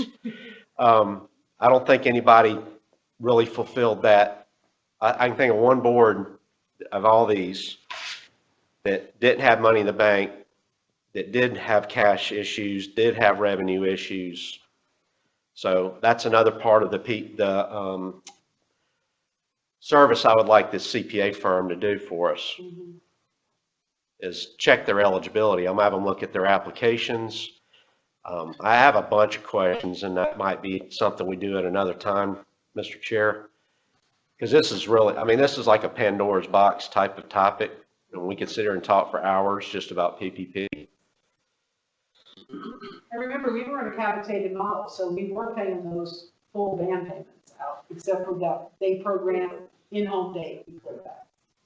So, And what's frustrating to me is the SBA has come out and said, we're going to be looking at this. We're only going to look at loans above 2 million, which is only one board. So they're not even going to look at loans below 2, but yet if they did look at the loans below 2, I think we would have some serious issues, because when you look at the form that these people are having to fill out, they got more than 2 million, you're ratting yourself out. You know, you're basically saying, I had no money in the bank, I had no revenues, blah, blah, blah. And they don't have to fill this out, this form, the vast majority of these providers. That's for now. We don't know what's coming because there's been a new administration in town, so it's best to ask the question. if we run out of money, they might ask more questions. That's right. But that's kind of, then, it's a little bit separate than double dipping, right? Because, I mean. It goes to eligibility, whether you should have gotten it at all in the first place. That's my question. If it's under 2 million, they still required not to double dip, what I'm saying. Well, that's cost reports and correct. Right, that's cost reports and. Yeah, there's a supplant versus supplement requirement as well. My position is, as a point of clarity, not just for this agency, but all of the providers, it's best for us to ask the question because it's in their benefit as well as ours, so that it's clear and concise and we can get the right answer, so we don't get caught up in Commissioner Thomas's meat grinder. So noted.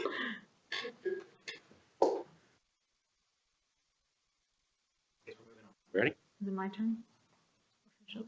For what it's worth, I'm not seeing 442385. I understand that might be on your slide, but I'm looking at the actual code of law. I will. 2385. 2385. 2385, okay. Gotcha. And I'm not promising you I'm reading this correctly, but it's looking like maybe 1991. Wow. Yeah, that was just in the startup days of community programs. That was even pre-waiver. 4420-385. I got it now, yep. Yep. As to that section, yeah, it looks like the last time they looked at it was 2011, but the initial thing was put in 91.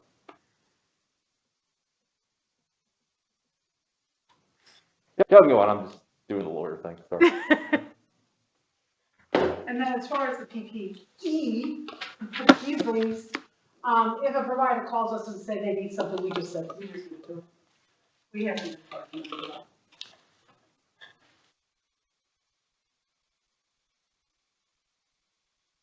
Y'all ready for Kyla? We are. Yes. All right. Is it morning still? Good morning, good afternoon, whatever. Close, you got 5 more minutes. Okay, I can go fast. It'll be fine. I am Kyla Schultz, the Executive Risk Manager here at DDSN. So I will not be talking about BNI. I will be talking about G to H band swaps and sort of our approach using the health risk screening tool. Hold on, Kyla. Yes. It is being, because it's all part of the big conversion of how we get folks right side. Okay, I'm not looking at any BNI people currently. No money. No, you're But not. I'm looking at G to H's and H's to G's, Yeah. right now. So originally, we made a request for folks to send in, for providers to send in packets to do a cost neutral swap. So if you have someone in a G that needs to go to an H, or an H that goes to a G, please provide us with, supporting documentation, why you think that those ban changes are necessary. So we started to look at that, and the quantity and the quality of what providers submitted, there was a huge range. So some providers submitted a lot of information, some submitted literally like a sentence or two to support some of what they were asking for. So we wanted to back up a little, and before anyone panics, we are not using this as an acuity assessment. I know that helps frame it for people, but there is no dollar amount attached to this tool. There's no score equals I get $50 more than this person, none of that. There are states that use the health risk screening tool in combination with other assessments to come to acuity. We are not there. We are using this to support the information the provider sent in, because what they sent in was not something that we could, across the board look at and make solid decisions and have documentation for the future. So if someone ever asks, like, why did we decide this? How did that happen? We couldn't really probably trace it back because the information was so different between the providers. So what we wanted to do was use a tool that we could ask the same questions to every provider about each individual, document those responses, and then we have that sort of saved. It's a snapshot in time. We're not using the tool widely across the state, so we're not using it in a way that, like I said, is for acuity. So what we're doing is we're doing these health risk screening tools with providers. So we're sitting down or on the phone, the provider is dictating how we're doing that, and we're getting that information and putting it in the tool. The tool has 22 areas. It's not just 22 questions, but it has 22 areas that it asks about, and it ranges through, mental health diagnosis, behaviors, fall risks, choking risks, meals and eating, nutrition, and then a variety of other healthcare needs. And the tool is dynamic in that one answer will lead to other questions. So you may not, for every person, see every question in the tool in every area, because it doesn't apply to that person based on your previous responses. So the tool is quite dynamic and interactive. You'd really have to sit down with it and then go through it to sort of see. I have not seen all the questions yet that are possible in the tool. I've seen a lot of them, but not all of them. So it really, breaks that down. So like I said, it's a web-based rating instrument. We're using it to get that snapshot in time, where the person's at. So we have consistent information across all of these requests. So we can sit down and take that information plus the information the provider has already submitted and start to work through seeing, if these band switches are appropriate. And I know there, folks probably have some concerns about the amount of time this is taking. It takes, depending on the provider, depending on how good the informants are, or how complex the person's needs are, you're looking at an hour and a half of active time. That means sitting down with the provider. There's some things that we do behind the scenes pre-meeting to make sure that we have some things preloaded in the system, like medications and some other things. But honestly, when we sat down with the packets, we would have had to sit down with the providers anyway and go through each of these packets. So the time investment, we were going to be spending time meeting with providers and talking about each of these individuals probably, because based on what they sent in, I don't necessarily believe we could have made all the decisions that needed to be made for something like this. So I will stop there. I have a lot of more information. Oh, I can tell you how many. So yeah, I was going to say, so we got 100 as of this morning, and we're not accepting any more, but as of this morning, we had 104 total submissions. So 52 going each direction, right? 52 one way, 52 the other way. 44 health risk screening tools have been completed. And when I say completed, we sat down, we've done the tool. It doesn't mean that we couldn't go back if something changed for the person and update information and things like that, but we have 44 done. We have 16 scheduled for next week. We have 6 scheduled for the first week in March, and then there's 38 from one single provider that we do not have scheduled yet. They have a lot of COVID cases, and so we've been sort of going back and forth with them to get a good time, because you need good informants. So if the informants that we need are out sick or unavailable, that we can't really do the tool well. So we're working through with them to get that done. So I'll stop there. Any questions? And now that we have the loan process in place, if they do need the cash, we have the loan process to go through. All right, thank you, appreciate the update.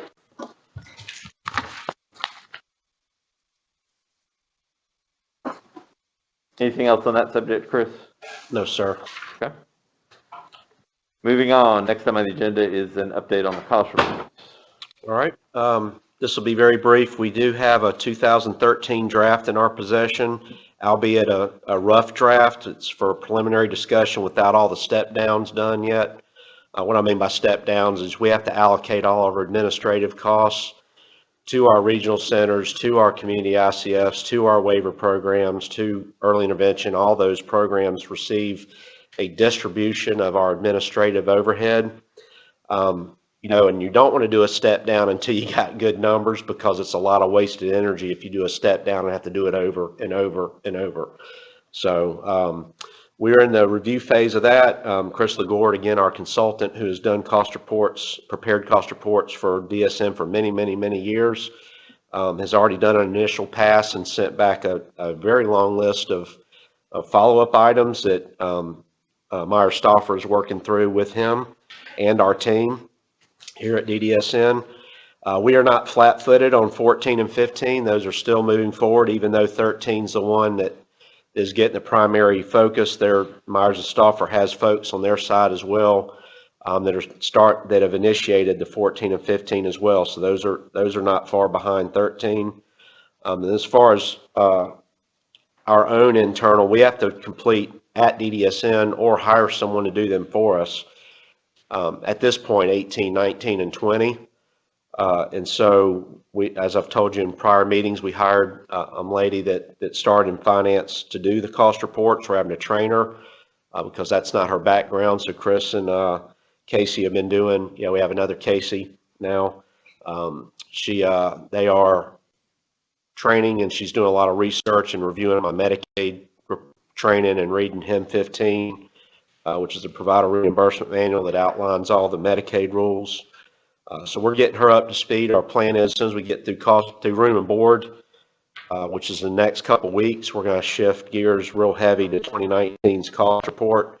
One of the reasons we can't really get a whole lot moving there is because I need to be able to dedicate my time personally to that training effort, and I just don't have the time with all the other that we've been dealing with. But 1st of March, we should be able to get they are working on 19. It's just we don't have any actual, it's data gathering, if you will, at this point.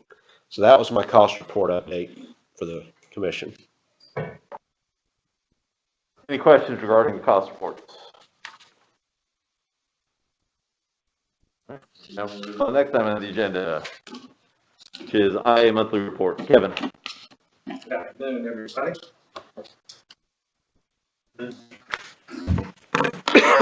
So I thought I would start with a summary of where we are on our report on applying agreed upon procedures. This is a requirement that is, every board has the requirement. If you're a private provider with over $1,000 in DDSN revenue, you're required to send us this report. The boards, of course, have a June 30th end date. So where we sit today, their reports were due September 30th. They were given an automatic 30-day extension. We had 12 boards that asked for extensions past what would now be October 31st. But as we sit here today, we have received all of our board report on applying agreed upon procedures. We have closed out 21 of those, meaning we have gone through them. They have everything. If there was a corrective action plan required, they've sent that. If there was any kind of error correction, we've gotten that. 14 of those boards are in process, meaning we have looked at them. Every one of those is right now back with the auditor because they have to do some rework. They have to change the report. It's missing information. So that's 14. And then the remaining 5, we reviewed one of those. We hadn't looked at the other 4 because they're all from the same audit firm. And we know they're going to have to rewrite the entire report.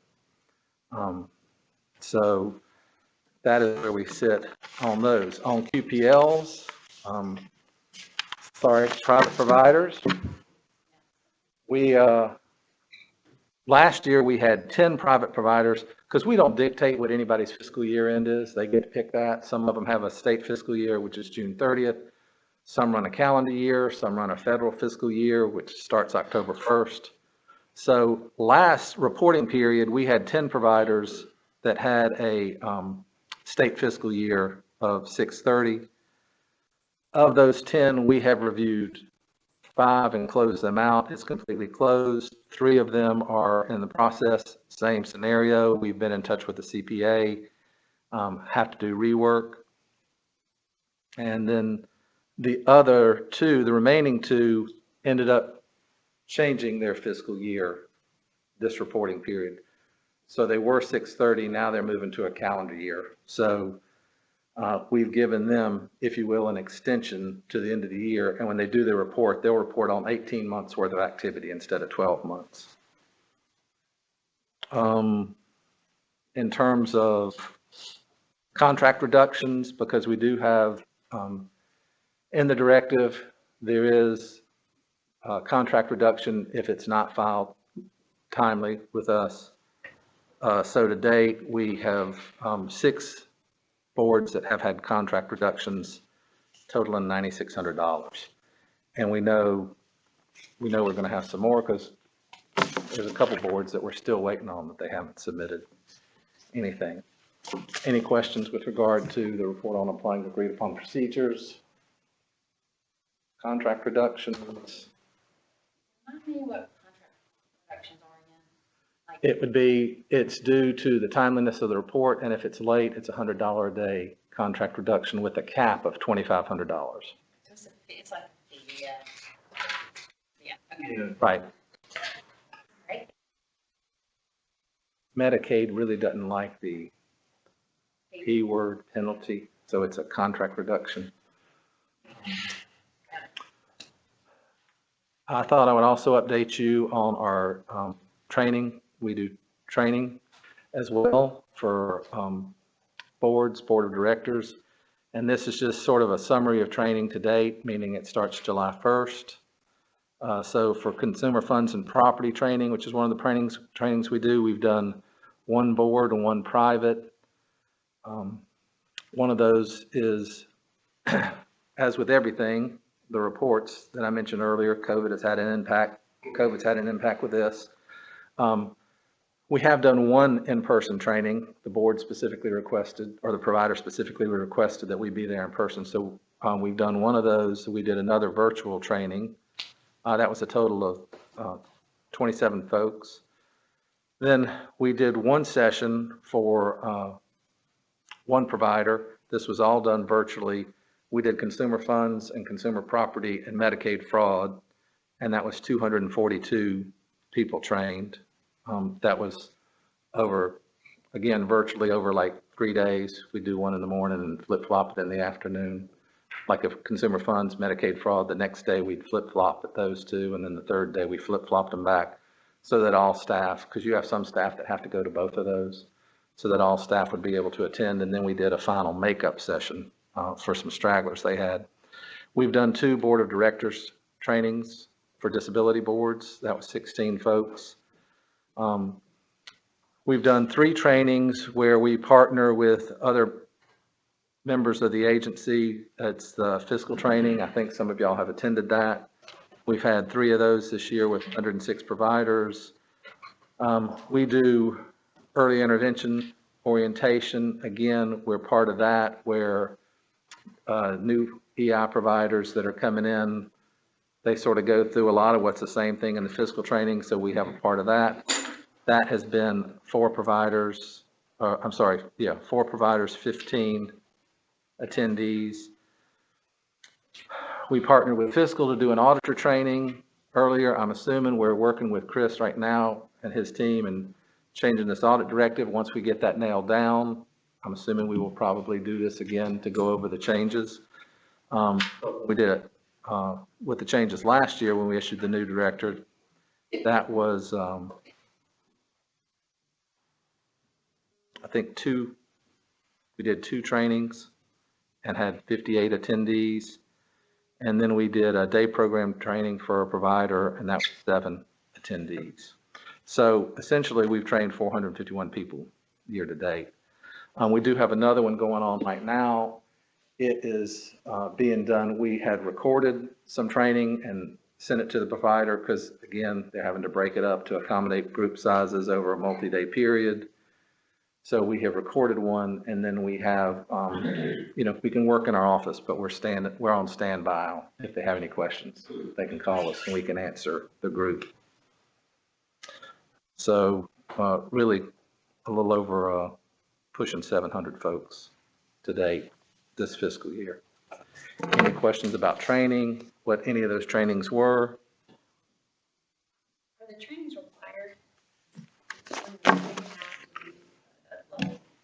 It's not required that we do it. Like part of the new employee orientation is they have to have Medicaid fraud training for any provider. They can do it themselves. Some boards ask us to come in every couple of years and do it just so it's an external party that's coming in and doing the training. Just like they have to have as part of new provider orientation, they have to have some type of consumer funds training. Again, it doesn't have to be done by us. So there are requirements for some of the training. It's not required that it be done by DDSN. There's also a board training requirement, and sometimes DSN participates in that, and sometimes they hire it elsewhere. But it has to be provided by an external party. It can't be just someone on their staff providing the training. It's a contractual requirement.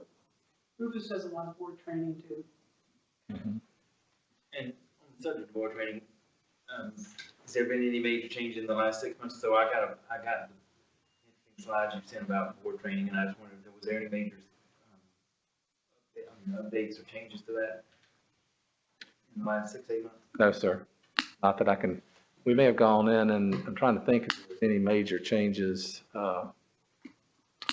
May have gone in and updated the format. That was the slide I was referencing. It has the statutes. What we sort of try to do is address that training to state statutes relating to DDSN, then DDSN admin standards that relate to board of directors, and then we get into ethics and conflict of interest, and we talk a little bit about fraud at the end of it. So clearly they haven't updated the statute anytime soon, so there hadn't been any changes to that.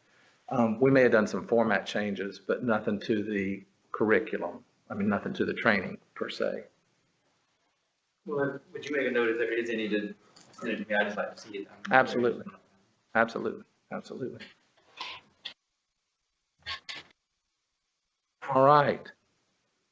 So moving on, just sort of what internal audit is working on. My goal is next week to get you the case management analysis. We've got it in graphs and bar charts. It's going to be a little bit different than anything that y'all have seen in the past. It's a little more colorful. It's a lot more pictorial. So there's a lot of bar charts and graphs in there. So hopefully we will get that to y'all next week. Again, we're still working on interpretive services. We've gotten all the data. We've sort of segregated it the way that we need to. We're now comparing service providers that are using it to total service providers. And we're looking at some demographic data as well to make sure where we're seeing hot pockets of it, does that match up with the population in the state? As Chris mentioned, we're continuing to follow up as they find room and board issues. We're following up on those room and board issues. As Susan mentioned, also attending waiver renewal meetings. That came about simply because with this technical assistance, some of the topics that are being discussed sort of roll over into how we migrate to fee-for-service. As I mentioned, we're working with Chris and his team on the audit directives. We need to get those moving so that we can get them back in front of the Finance Audit Committee, and then any revisions and get them out for comment, and then get them back to the entire body for approval. And then in terms of the fee for service on the finance side of it, Again, been going to meetings, the open mic meetings, attended those. I think I missed one, but there were some really good questions being asked. This is the month, invoices went out. I know there were a couple of hiccups sort of that were being discussed in those open mics, but I think all those got corrected. I think there were some issues with invoices. Those got corrected, and I think they were sent to be processed last week. On the programmatic side of it, so yesterday afternoon, I did get access to the HRST system and got some invites or appointments. So I'm trying to go out and see some of the assessments firsthand. And so I got a couple days next week where they have scheduled some of those. So I'm hoping to be able to attend one, if not both of those dates, so I can see it being used. That'll be the first time. They had one that was over telephone a week or so ago, and I was able to attend half of it, but I had a prior scheduled meeting. So I have not seen the whole thing start to finish. And again, just reading about it, studying it, it is, as Kyla mentioned, it's sort of a decision tree, so the questions are going to change based on the answers from the informant. Have you taken the rater training?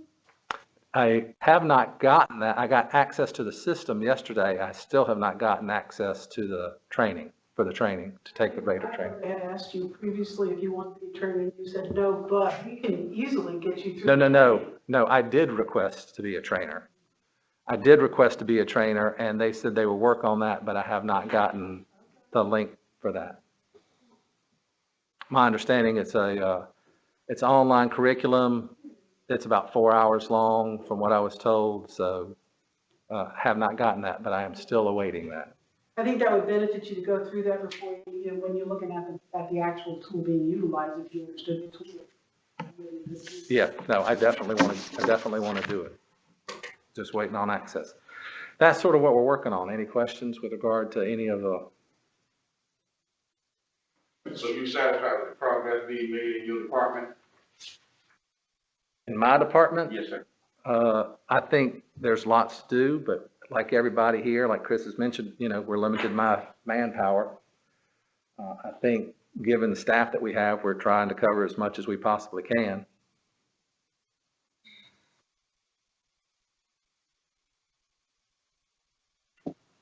Any other questions? Are you guys out there doing any provider reviews at all? No, everything is internal to DDSN. Okay. Is it because of COVID? It's a large part of it. Anything else? All right, thank you for your time. All right, the next item on the agenda is the quarterly incident management report. I see Ann walked in here. Thank you, Ann. And that is tab 11. Good afternoon. As Gary mentioned, I'm Ann Dalton. I'm the Director of Quality Management, and I would like to present our quarterly incident management report for you. This is tab 11. And as you take a look at the charts in front of you, you will see that the abuse, neglect, and exploitation allegations are pretty much where we would expect them to be for this time of year. They're actually a little lower in the community settings based on our 5-year trends. They're a little bit higher, slightly higher in the regional centers based on the 5-year trends. We average about 45 abuse, neglect, and exploitation reports a month in the community settings. Of course, that's give or take a little during any given month, but that's about our average of 45. We average about 12 a month in the regional centers.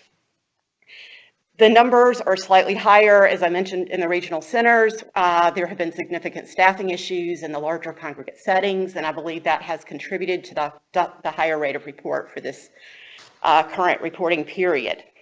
The day program numbers are suppressed because we have lower attendance rates due to COVID. We've had delayed openings. We've had some programs that have opened and then they had to close due to COVID positive reports.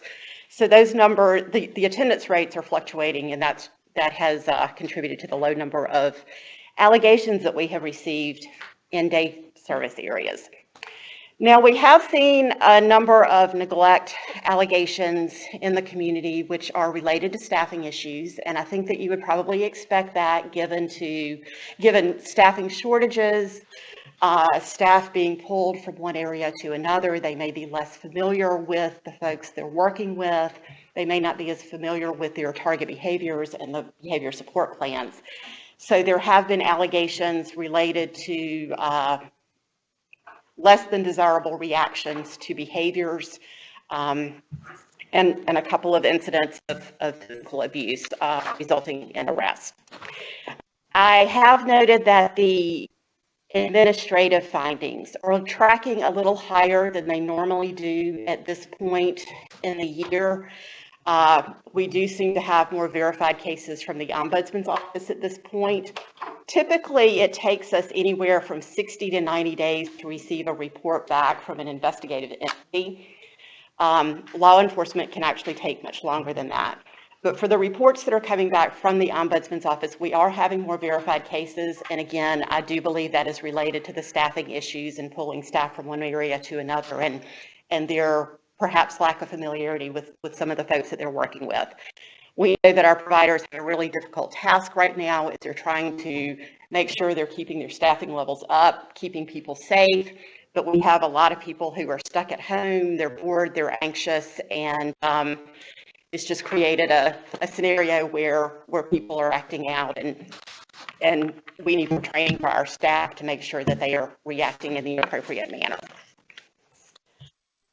As you flip over and you take a look at the death reports, you will see that our rates for fiscal year 21 have nearly doubled what we have for our 5-year averages in both the community residential settings and in the regional centers. Those numbers are a bit shocking, but I would like to point out that in community settings, 32% of the deaths are actually related to COVID or COVID complications. 43% of the deaths in the regional centers are related to COVID or COVID-related complications. As you refer to the chart there on the right, you'll see that there is also a high number of respiratory illnesses and cardiac-related issues which have contributed to those deaths. And finally, when you look at the critical incident reports, we are tracking pretty much on average for where we would usually be for this point in the year, and we're pretty consistent with the 5-year average. The numbers have been adjusted to remove COVID-related reports. So we're looking at about 460 that have been reported through December 31st. We typically receive between 80 and 85 critical incidents a month in our community settings. And again, that's been adjusted to remove the COVID reports. We usually receive about 10 reports per month in the regional centers. Choking and suicidal ideations are tracking higher than normal in both settings. So that is something we're definitely watching. And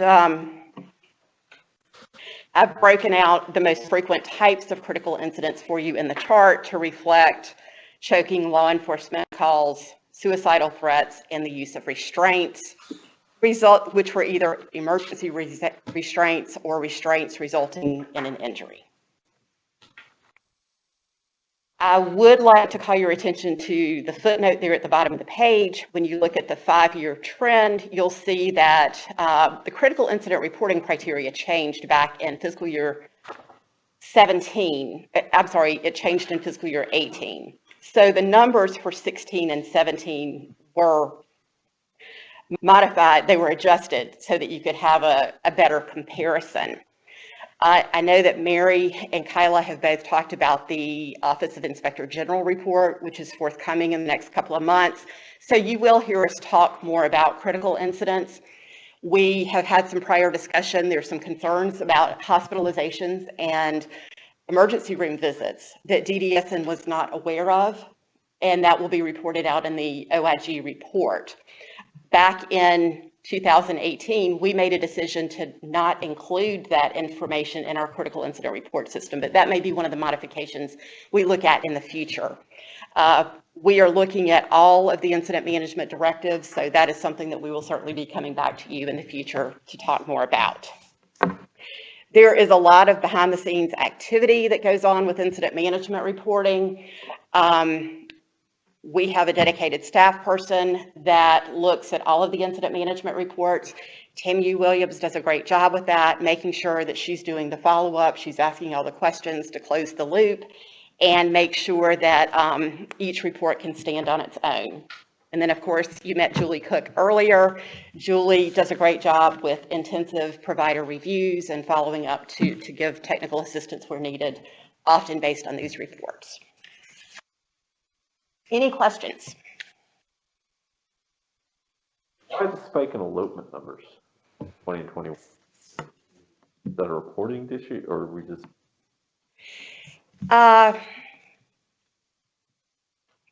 There has been a spike in elopement numbers.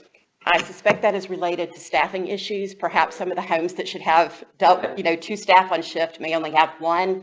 Usually the issue. Yes. Or they're tired of being in the house with COVID. Yeah, well, I mean, I understand that the individuals may be tired, but usually the problem with the elopement is that the staff right. miss something, which is to me one of the more problematic ones to happen. Yes. That's where unfortunately somebody wanders off, it's not realized for a couple hours and somebody's dead. Exactly. We've had that be a big issue. So anytime we see, I understand the reason why people would be wanting to get out. Heck, I want to do the same thing myself. But that's concerning. It is. We have seen that due to the COVID-related issues, a lot of homes that are typically staffed with 2 on the shift may only have 1 available, and that person may not be as familiar with the person and their likelihood of eloping. Right. I think one of the things you really need to look at closely is who is eloping.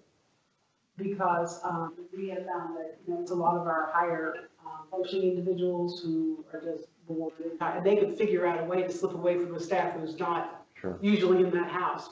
But those result in death when someone gets locked in something, and that's more of your lower functioning folk that just don't know how to navigate their environment as well.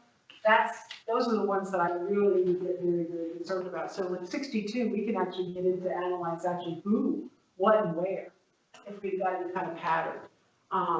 That's one of the reasons you want a system that has more data points, so you can pull out these patterns. And that's how you trend the data.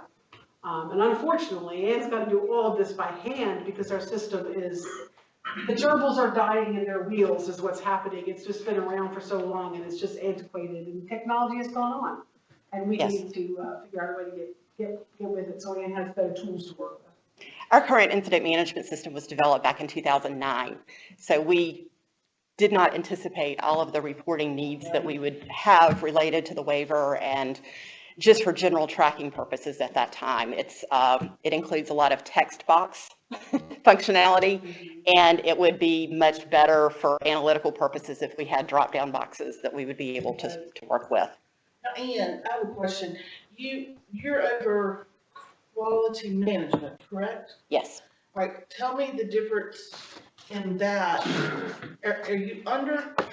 Yeah, she's under Kyla. Okay, so she's risk manager. We've just basically taken quality management and rebranded it. We didn't change Ann's job.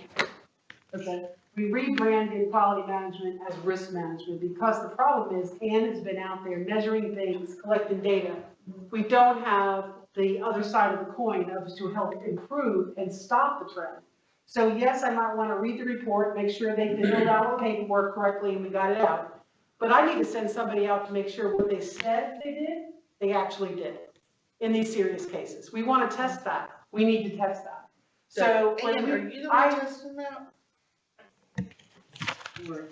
How does that work? Do you give us the information, right? Correct. Are you the one collecting this information? Yes, we have an incident management system. Okay. There is a member of the quality management team who reviews every report that comes in through that system. Okay. We communicate daily on the reports that are in the system. she has a fantastic memory to say, hey, we had a similar report from this provider, or here's another situation. She's able to do a lot of the tracking there. But I'm also able to run reports from our system, to be able to look at the provider, the staffing issues, what caused the problem, Right. who the players are, what the outcome was, how a situation was vetted. I'm tracking all of that through our internal processes. Okay. And then where we have providers that have more systemic issues, Julie has historically been going out doing intensive reviews, and now with Kyla in the mix and her, other members of risk management, they are going out and also doing some of those reviews. Okay, good. It's all Yeah. one team. Okay, that makes sense to me. I just couldn't figure all that out. Okay, good deal. Quick question. Yes. Reporting system that you use, well, you converted from 16 to 17 to 18. How do you feel about 18? Is it serving the need, or does it need adjustments? I believe it serves our needs as long as the other information is being entered into TheraP. We do have an issue with, we have required our providers to use TheraP for reporting general event reports, which is basically a catch-all for 35-ish types of incidents. If a person has a change in condition, if they have an adverse medication reaction, if they go to the emergency room, if they're hospitalized, all of those events should be captured in the general event report in TheraP. And that's why we took the information out of the critical incident system. We felt like there was a duplication that wasn't necessary. But what we're finding is not all of our providers are using TheraP as we intended, so that creates a problem with the data integrity. The reason we took... How are you handling that? Working with providers as we discover the issue. What would be better if we had a one-stop shop, Commissioner Miller, where they're not putting things in TheraP for this, and this system over here for this, and then IMS for this. If you just had an incident management system where all reports go, we just tell providers, you need to report this stuff. It all goes into one system. We don't have to have direct care staff making decisions as to where they're supposed to put things. We just want them to report. Report. And not to tell people that reporting is a good thing. It's not we're not penalizing you for reporting. I want to see reports. I don't want to, so right now we've got TheraP, and our policies are very, very, So I would say confusing to say, So what do we do to get there so that it makes Ann's job much easier? Well, let me go back for just a second, if I may. And I feel bad that I have my back to half the room. You're fine. You're fine. So back in 2016-17, there was a lot of discussion about critical incidents in general because the numbers were skyrocketing. Our policy at the time said that if you had 2 or more emergency room visits within a 30-day period, you had to do a critical incident. If you had a hospital admission for more than 3 days, you had to do a critical incident. Those 2 types of issues are really not dependent on a staff person's action or inaction. And people perceive critical incidents as being a negative against the agency. So we were trying to distinguish medical issues which may be a part of a person's life from those incidents that have to do with staff supervision or monitoring or having the agency having supports in place. Direct support staff enter the general event reports in TheraP routinely, or at least they should. And we have a lot of agencies that do a fantastic job with that, where staff are constantly entering information. Typically, it is only 2 or 3 people within an organization that have access to the incident management system. Most providers don't want that to be an open process. They want to limit the number of people that can input the information. And I totally get that. I agree, because otherwise you could have all sorts of irrelevant information. The trouble was keeping up with that 2 or more in a 30-day period or the 3-day admission. So we had one issue being the calculation of when a report was due and having the right person receive that information. And then you also had the perception issue where people would just see that really large number of critical incidents for an agency and assume that the agency was performing very poorly, when in fact the critical incidents were related to medical issues that were simply part of the person's condition. All right, Ann, I got one more question for you. Sure, as I spin around. Get you a spinning chair. Tell me, okay, do we have a trend, something that shows us are most of these incidents happening in one particular facility? Are they happening, in other words, is there a problem at one facility or another, is the question I have, with regards to these numbers? I mean, is there one region that's a problem, or, you know what I'm saying, is it a regional problem? Is it a lack of, I mean, because if it's one particular provider that all these problems are coming from, obviously there's a training problem. Do you see what I'm saying? Yes, I do. And my question is, do we need to look at the training aspect of this to get these people trained so that they understand the rules and understand about our choking policy that we voted for and approved? Well, can you elaborate on that, or do you know? Yes, I can. First, I will say that there's not a specific region that causes any concern. Sure. We do have providers that are scattered, that they're on our radar. We have some providers that we are monitoring very closely for a variety of reasons. Sometimes it's because they're not able to perform very well on contract compliance. And you know, one of the alliance functions is contract compliance, and that is the basics. And I want to make sure that people don't confuse compliance with quality, because they're measuring simple contract performance. But within that, Alliant is measuring training for staff and their qualifications. Some of our providers do have trouble meeting full compliance with individual staff qualifications in different areas or with training requirements. Back in 2018, my year could be off by one or two, but I believe it was 2018, we had an indicator that measured staff compliance with training requirements. We actually pulled out the abuse and neglect training requirements so that we could measure that distinctly, because people pay attention to what you measure. If you don't measure it, they may not do it. So that's kind of my philosophy in pulling that out. We know that some providers do not score very well in their compliance for training residential and day staff or even case managers on the abuse, neglect, exploitation policy. So that is an issue that we are continuing to address.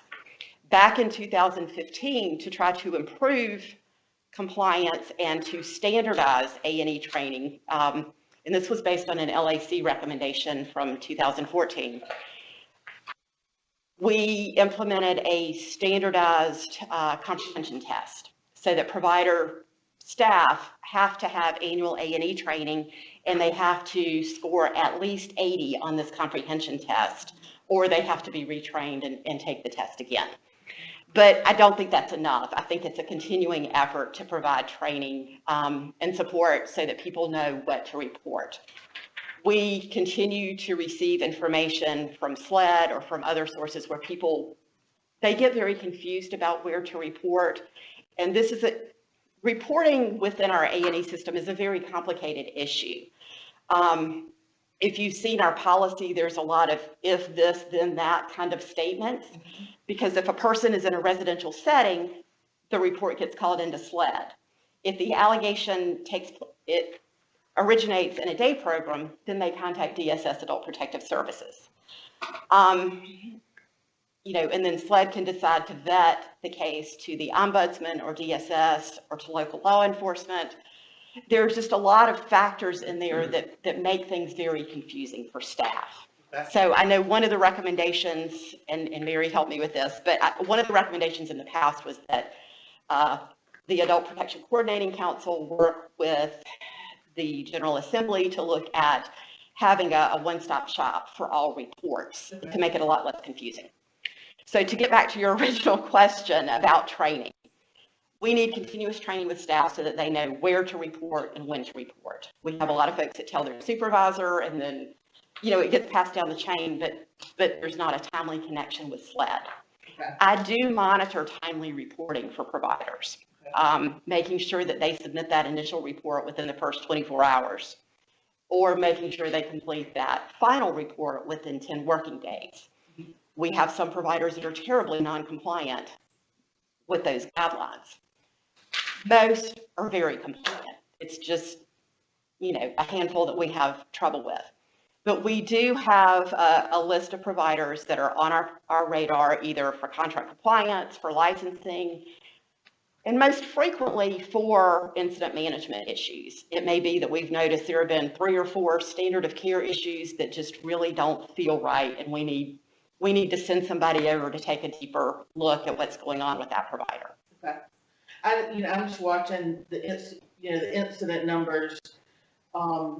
Okay, let me clarify. We're at 920 right now for fiscal year 2021. Well, no. Is that right? Excuse me, if I can make a clarification there. The number in parentheses, the 460, that's the actual number of reports. And just for comparison purposes, I annualized the data so that you could look back at the prior years. Okay. All right. So we're still under the 5-year. That's okay. I mean, I don't want it to be any, obviously, but I just didn't want to see you do a big job. That's good. I think Ann said something that was really profound. When she said, I don't want to confuse compliance with quality. We measure compliance, we train for quality.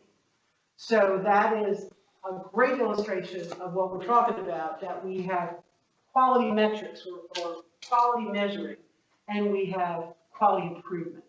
And that's all under the same umbrella of risk management. You can't have one without the other, or else you keep measuring the same stuff. We have to push the needle. So when Ann says we're going to look at reports and we're going to go through them and see where people should be doing better, and then that's when we go out and try to train. So that was a really good statement. There's nothing, that's spot on. Okay, very good. Thank you, Ian. I'm sorry I interrupted. No problem. Any other questions? Thank you. Thank you. Okay, next item on the agenda is a legislative update from Kim. Kim, I'm not sure if we covered that, what you were going to cover. Did we? No, I have some different. Okay, all right. Then legislative update from Kim. I'll be very brief. I know you all probably are ready for lunch. So 2 very quick things, an update on the regs. I spoke with the editor of the Register, and she said that due to our timing, there's absolutely no way that we're going to get these to the floor this session, but we're right in line to get them the next session because we're going into the first of a 2-year session. So she suggested, instead of us having that extra public meeting on the 29th, that we just do it in April during the regular commission meeting. So I ran that by Commissioner Thomas, and he was agreeable. So we'll just have that, if we have to have the public hearing, just so you guys aren't having to travel and do extra meetings, just have it during the regular April commission meeting.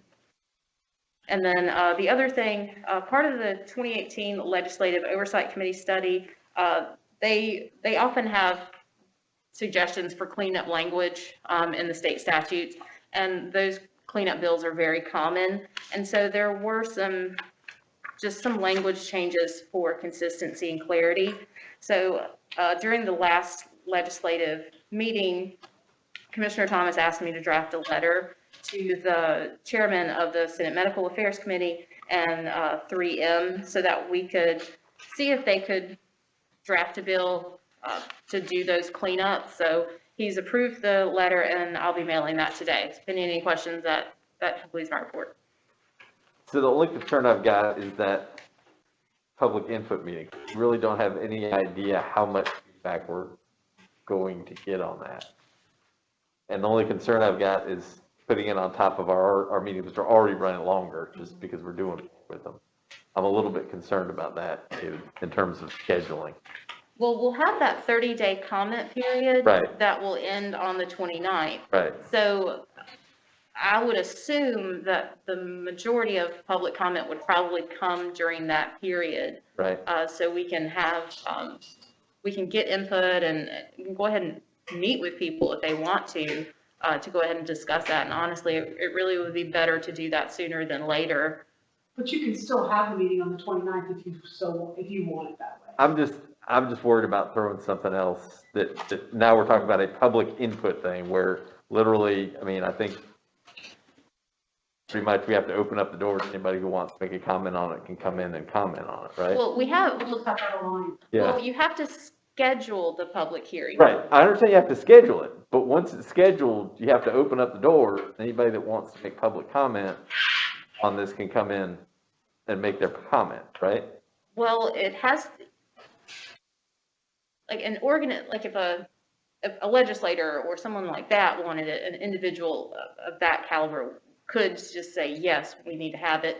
An organization has to have at least 25 members. Okay. So there are criteria for people requesting the public hearing. You know, me off the street, you know, Jane Doe couldn't come in and say, I want you guys to have this public hearing.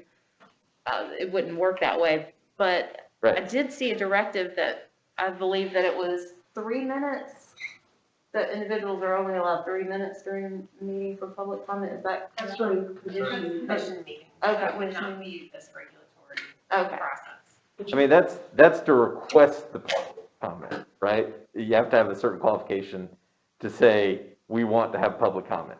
But once that threshold is met, once we say we are opening for public comment, Mm-hmm. is there a criteria for who can come in the door to make public comment at the meeting once it's scheduled? I believe that they would have to let us know beforehand that they would like to attend. But I don't think you have to be a member of 25 No, that's what I'm employees saying. or more. Yeah. It could be anybody. I'm just a little bit worried since this whole thing is the result of a fairly extended legal process that we got here, that there may be people coming in who are going to be asking for stuff. Attorneys and other individuals who expected one thing maybe from the settlement and get what they wanted. I'm just worried about the amount of time Mm-hmm. that we're talking about piling on top of the April meeting. I just, See what kind of yeah, comment we get, and then see if we need to schedule a separate meeting. yeah. Yeah, If we only get a couple, we could do it. If we get 15, we can. so that's only because, I mean, that was why we had set up the separate meeting for that. That's my concern. Or we could do it, I mean, or we could do it the day before the meeting. Is there any reason that we couldn't just keep it on the 29th and do it? I don't think we're gonna run it kind of buzzsaw you're thinking. And if something's really, there's nothing controversial about the stuff we're talking about here. If there were something really controversial, Mr. Chairman, today, I don't anticipate that at all. I don't think what we passed is controversial. I worry about other people's interpretation, again, because of the lawsuit that sort of led to this whole process.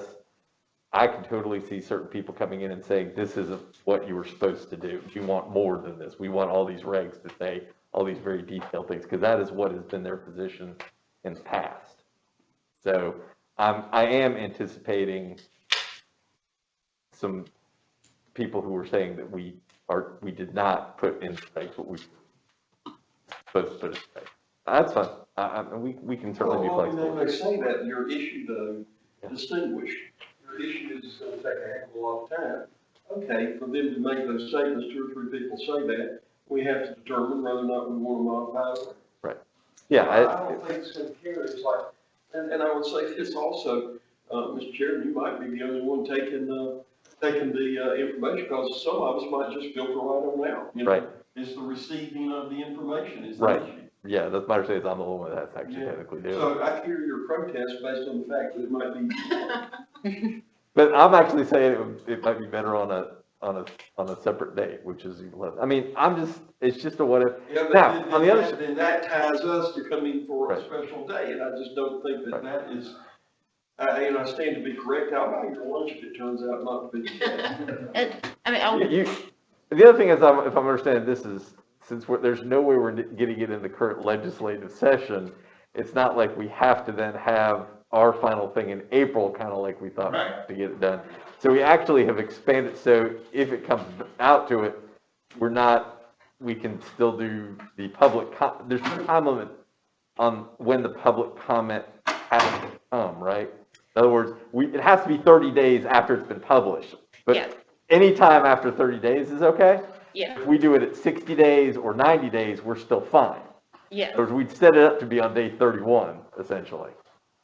So we still have flexibility on that if we're not worried about getting the current legislative session. And I mean, I will add that, as an example, DHEC, they do a lot of reg changes. Yeah. And when they do their public hearings, they just tie them into their board meetings. So, I mean, if an agency like DHEC, who probably has way more. I don't know how often they get sued by a segment of our community. I mean, we get sued a lot by a segment of our community. We've spent very little time on regs. We operate, as I've talked about in here a number of times, mainly by directives. So the weight of what we got is very minor compared to other agencies. Just because we recommend we change the regulation, don't mean we have to do it. That is correct. And I mean, we do have that 30-day period, so I feel like anyone who's really invested enough is going to contact us during that period and make their suggestions known. And, you know, we can have back and forth meetings with people, you know, especially P&A, and, you know, iron out those details. And I feel like any issues can probably be ironed out before a public hearing and go ahead and be taken care of. So we got more time, that's the bottom line. Mm-hmm. Okay. Okay. So, but I do think we probably need to take that up then, because we had agreed, right? We'd agreed on the March 29th date, and that was a motion that we had that was seconded to set that date. So I think at this point in time, I'd entertain a motion to cancel the March 29th public hearing pending further feedback on the regs as submitted. Absolutely. Okay, do we have a second from? Second. Okay. All in favor, please indicate by saying aye. Aye. Any opposed? So let's just let that reflect that that meeting at this point in time has been canceled, subject to being reinstated.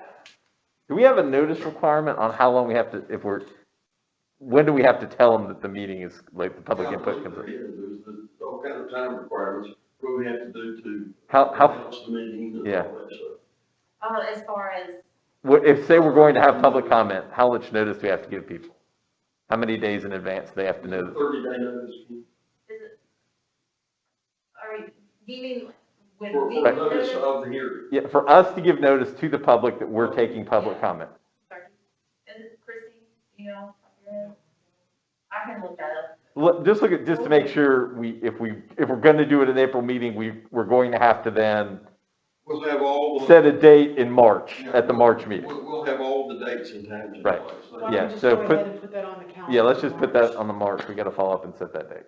Yeah, that makes sense. Well, I mean, it would be best for us to go ahead and, No, we'll put to announce the meeting date on March. okay, On the March agenda. So if you're gonna have an April that's 30 days, you'll have plenty of time. because I have to have the final approved drafts,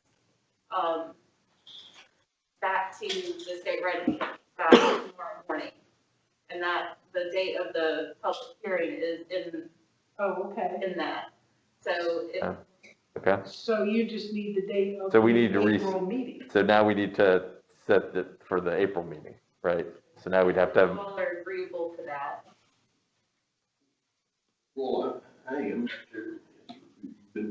The other option is if it turns out to be a cluster and we have to have another meeting because we just have too many people and we just can't do it, why don't we just do it the afternoon before or night before the meeting? We can have it anytime we want. We could have it at 6 o'clock at night. Well, we have to put it down and. yeah. So that's gotta go on the register when the public meeting date is, Yeah. Yeah. kind of defeats the purpose, flexibility.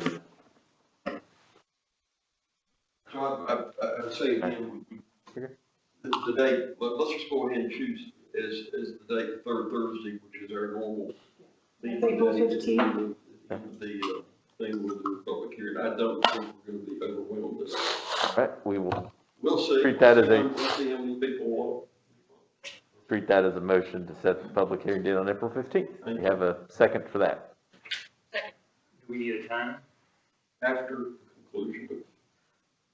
Do it like the legislature does, 30 minutes after the conclusion of the normal meeting. That's good. How about that? That sounds a lot like their. That sounds like their budget, how the legislature does it, right? Can we set a time limit as to, how long that session can go on? I'll have to look at the rules of. Look at that. Okay, yeah, let's get some more rules on that. Okay, so we've got a motion, second, all in favor of setting that for the date? Indicate by saying aye. Aye. Any opposed? Okay, so in the register, publish that as our date. So for clarification, we will say April 15th, 30 minutes after the conclusion of the. Regular commission meeting.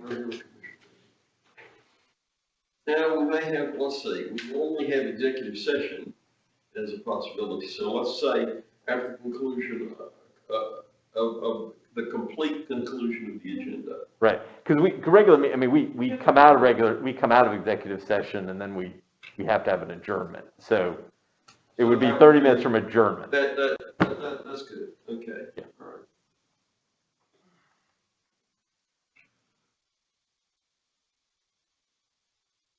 Okay. Anything else on that side? Kim? All right.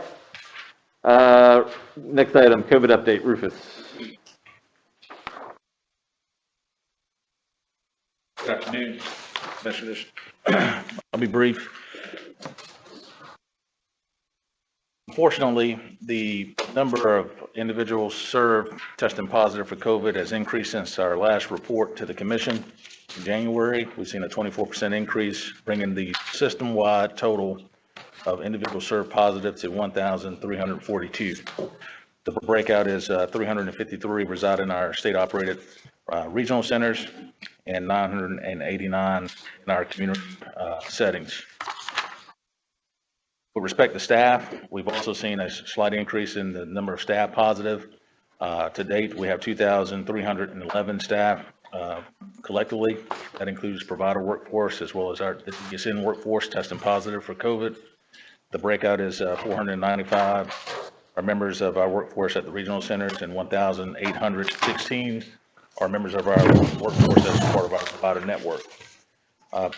Thank you, Commissioner Lamel, for pointing out the advocacy work of Ms. McPherson.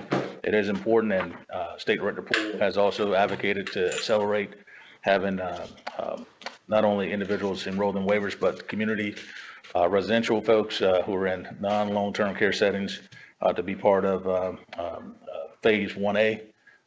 And that's been communicated directly to members of the Vaccine Advisory Committee as well as other representatives at DHEC.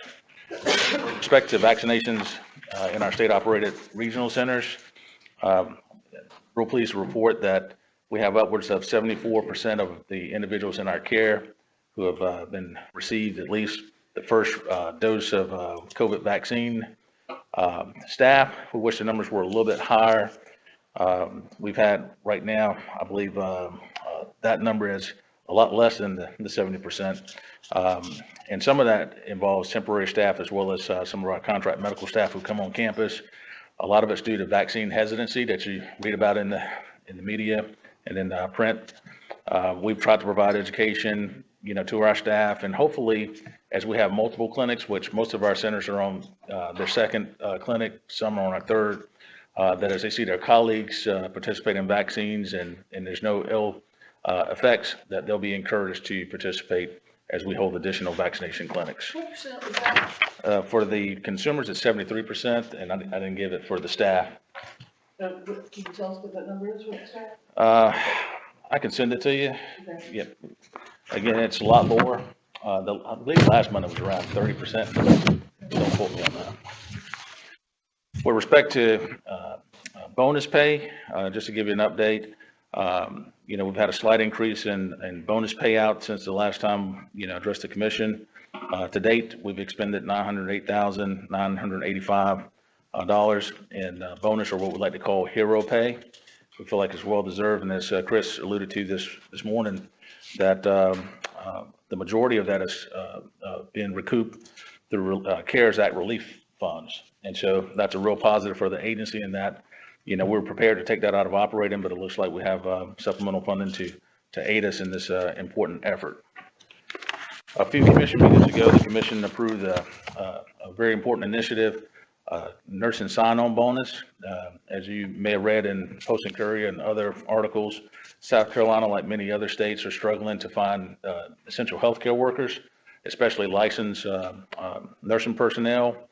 And unfortunately, this is not so good news, but since we've adopted the sign-on bonus, which, pays out $3,000 over a 12-month period, to date, the last report that I received, we only had 2 candidates that were attracted from the bonus plan. So we really have to go back to the drawing board, because we're getting to a point now to where as we attrit licensed personnel, and this is not just for the state-operated regional centers, but also for our provider network, it's just becoming increasingly difficult to find healthcare personnel. So it's something that as we develop strategies, we'll be sure to report it to Mary so that she can keep the commission apprised of potential options. In terms of response, we continue to hold weekly emergency operations meetings, as well as participate in the Governor's Emergency Management Division call on Wednesdays. We published a situation report last week, and I believe this is the 43rd edition. Those reports have a plethora of information and resources that can help our provider network out, as well as any stakeholder that views it. We try to provide specialized webinars, and we partner with DHEC to have some very short tidbits regarding transmission-based precautions through a project called Project Frontline or First Line. And it's, again, it's in collaboration with the Centers for Disease and Prevention, as well as DHEC, to offer, short training videos for frontline staff. We realize that those staff can't be pulled out of coverage, for extended periods of time. And so they've been really good about developing some very short vignettes to reinforce some of the transmission-based precautions that we've been teaching since the start of the public health emergency. And lastly, I want to thank our parents, and Christy's passing out some flashlights that Mary and I received a packet from the Whitten Center Parents Club that it was very timely and very generous of them. They provided, through their own initiative, specialized flashlights to give out to the staff at the Whitten Center, which Whitten was hit pretty hard early on in the pandemic, and there was a lot of, unflattering press, regarding the care there. But the staff really shine, and so the Parents Club and members of the Parents and Guardian Association saw that. And so they have little flashlights engraved that they gave out to the staff at Whitten Center, and also wanted to provide to Mary and I, as well as members of our commission, that read, "Keep shining, the world needs your light. And thank you for being a light to our loved ones." And I think it's an important message to conclude this presentation. And again, I want to thank the many parents and relatives that have been so supportive throughout the public health emergency. There's a lot of negativity, and those families have been first class, and their resilience is something that I think should be recognized and applauded for all that they've done to support us and our staff during the pandemic. So I'll pause for questions. Any questions? Any further recommendation, Mr. Briggs, on the recruitment process? Well, we've actually been very successful in receiving relief funds. The last report, I think, based on the expenditures, we're at the 800,000 mark. There's only about 320 left, that didn't cover the hero pay. And since that report, I think we've issued approximately 80 plus K in additional bonuses, but I'm not really sure whether there's additional refunds that are due to the agency. What's the signing bonus again? So for the nurses, it's 3,000 over a 12-month period. You get 1,000, as you sign on, and then at 6 months juncture, you get another 1,000, and then at the 12-month mark, you get another 1,000. So did you get any recommended feedback as to what that number? Really base pay. We're just not competitive. And right now with outsourcing companies, really, corralling a lot of, nurses that want to be able to jump into the fight and earn, immediately. We just have to, and this again is a state issue, not only impacting our operations, but also hospital settings, it's pay.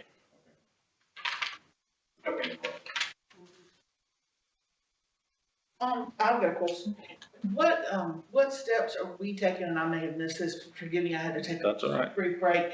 But, what steps are we taking to encourage our staff, to take this vaccine? And is there anything we can do to, perhaps incentivize that, or perhaps, require that? I mean, we require other vaccinations to work.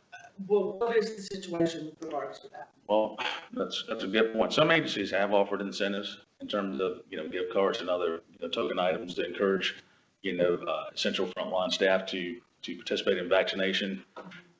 From our standpoint, we try to provide education early on, encouraging staff to do this. And again, we reinforce that, hey, you've been given priority status, because of the importance of this effort. And when you look at you hear about all some bad outcomes, which in our case have been pretty minor, in terms of, most folks have taken the first dose, with minimal to no symptoms or side effects. The second dose has caused some folks, some issues. But, and so we've tried to communicate that. The facility administrators have done a great job. Infection control nurses have done a great job. But it's one of those things that we're mandating, vaccinations, particularly when it's under emergency use authorization right now. I think it'll be something that, we could run into some problems. Okay. Do you think we should head into an incentivization? Let me just say the word out today. Do you think we need to head into that situation? This is a priority of the governor. And, to make certain that we get our first line, and these are our employees, I mean, we want them to be safe. And I'm a huge proponent of this vaccine and getting it in as many arms as possible. So what can we do as a commission to help you encourage that number to hit about 65 or 70 in the next month? Incentives are really great. I think we have to do some cost analysis, and then we have to look at the people that have already participated, because again, we won't want to start something and those folks disenfranchised. It will create some morale issues. Certainly. And so I guess we can go back and look at, the total workforce and see and come up with a number.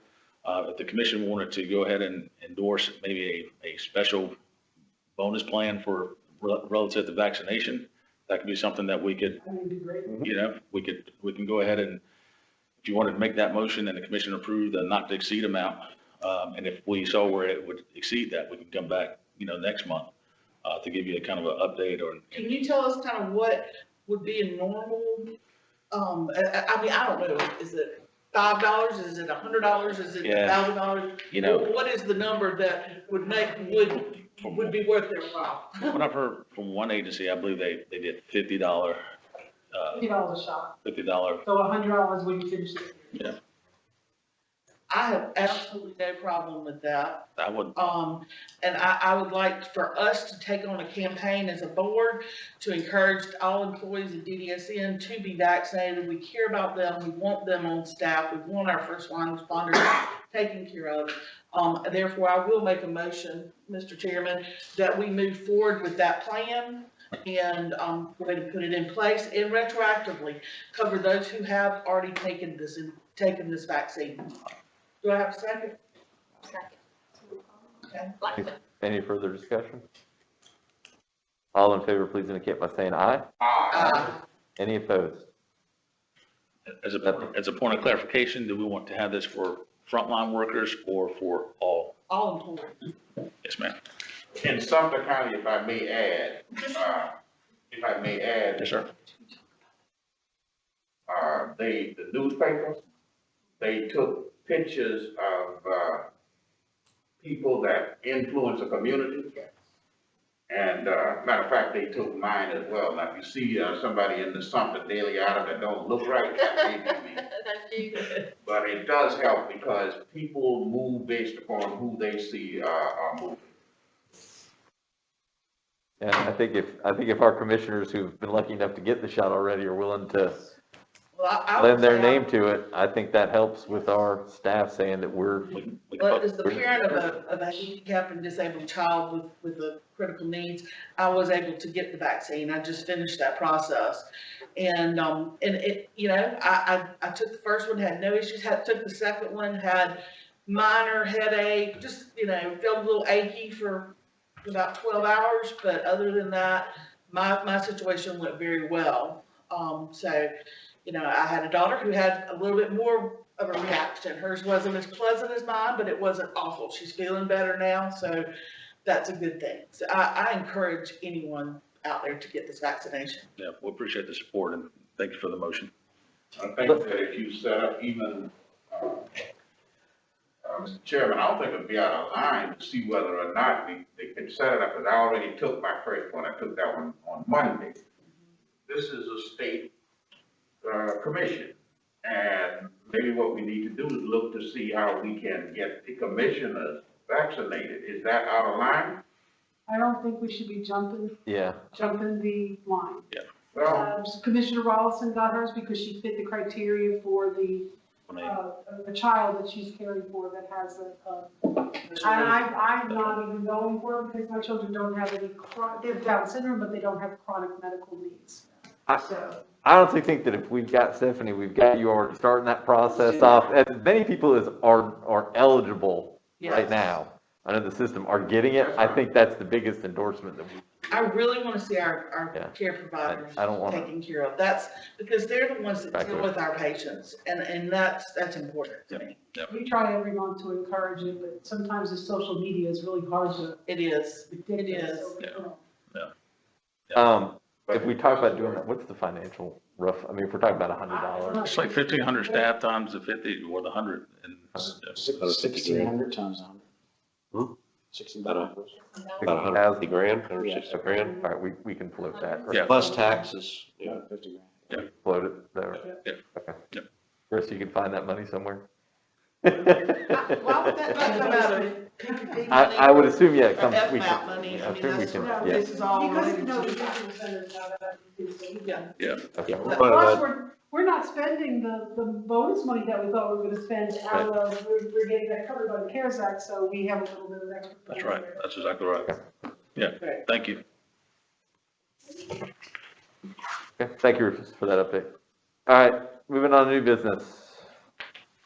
First up, Chris, you're actually ABC, the fire panel replacement project at the Coastal Center.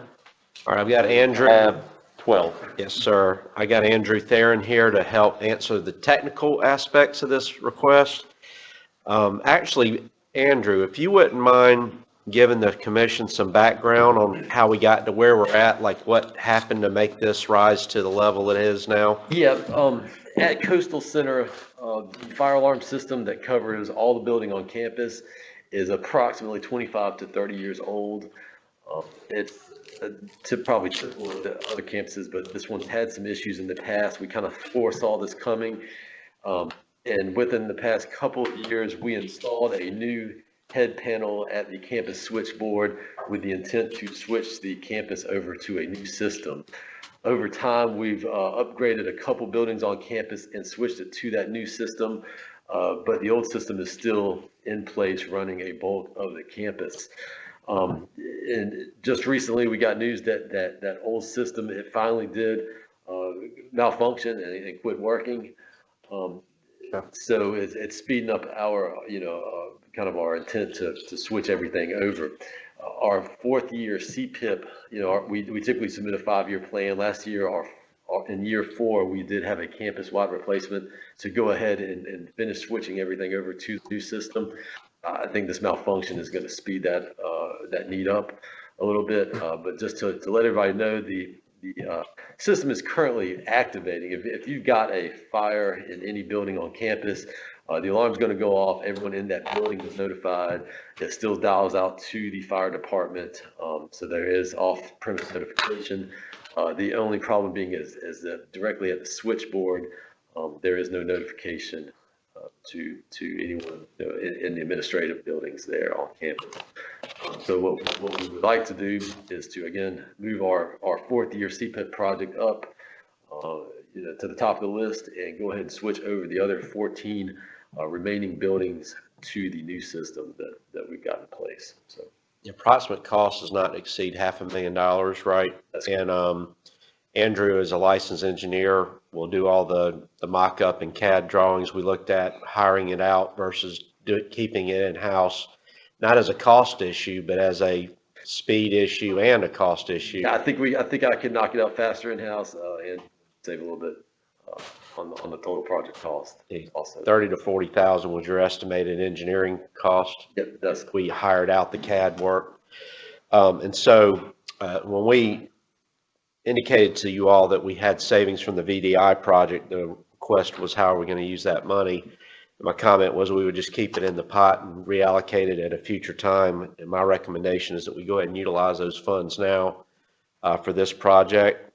We're still, 3 months out to having, you told me it takes a long time just to convert one building over. Yeah, typically, if we were doing one building on campus, we'd typically allow a contractor about 30 days to go in there to do it. We're looking at 14 different buildings. So we're hoping to, once we get this thing bid out, the contractor selected, moving things along pretty quick, but it's going to take some time to get everything switched over. I'm thinking contract time of probably close to 200 days, 250 days to switch all of these buildings over once we have everything bid out and the contractor selected. Yeah, so my 2 to 3 months estimate that I put in here is incorrect. I was swagging that number. That's probably about a good time frame to have design documents prepared and to get this thing bid out. We'll probably be close to having prices in 3 months. So. Mr. Chairman? Sure. I would so move on the recommendation. I think we discussed this before. And it's not gonna get any better. I got a little bit of knowledge in that area. Can we discuss this? I think that you might be thinking of the electrical grid. Now, we got the fire alarm panels also, which is a separate. Yeah, same. That's correct. Yeah, same place, different cost. Just like I said before, it's gonna get worse. Yeah, you're Okay. exactly right, though. Do we have a motion? Do we have a second? Second. Any further discussion? All in favor, please indicate by saying aye. Aye. Any opposed? Any abstentions? Okay, so that motion carries. Thank you. Thank you. Next item, Chris, tab 13, financial update. Yes, sir. I did want to note too that this came up after the Finance and Audit Committee meeting, so that's why it was not on our agenda at that time. Or actually it came up during that time period after the agenda was issued. Yeah, as far as our monthly financial update, we continue to be well below our spending plan on the expenditure side. Sorry, I sound like a broken record when I say this stuff, but we are about 5% under budget, not including adjusting for the fact that we have extra provider payment out there for July. Without that, we're at about 7% under our spending plan. My budget director, Nancy Rumbaugh, I want to thank her and her team for not only developing this document, but also some of the other projects we're working on that hopefully will help the commission have more visibility on our financial status. For example, one thing we are currently working on, but we have not put in your packet, is comparative analysis where we're comparing current year numbers to prior year numbers, year to date and for the month, so that we can see some trends.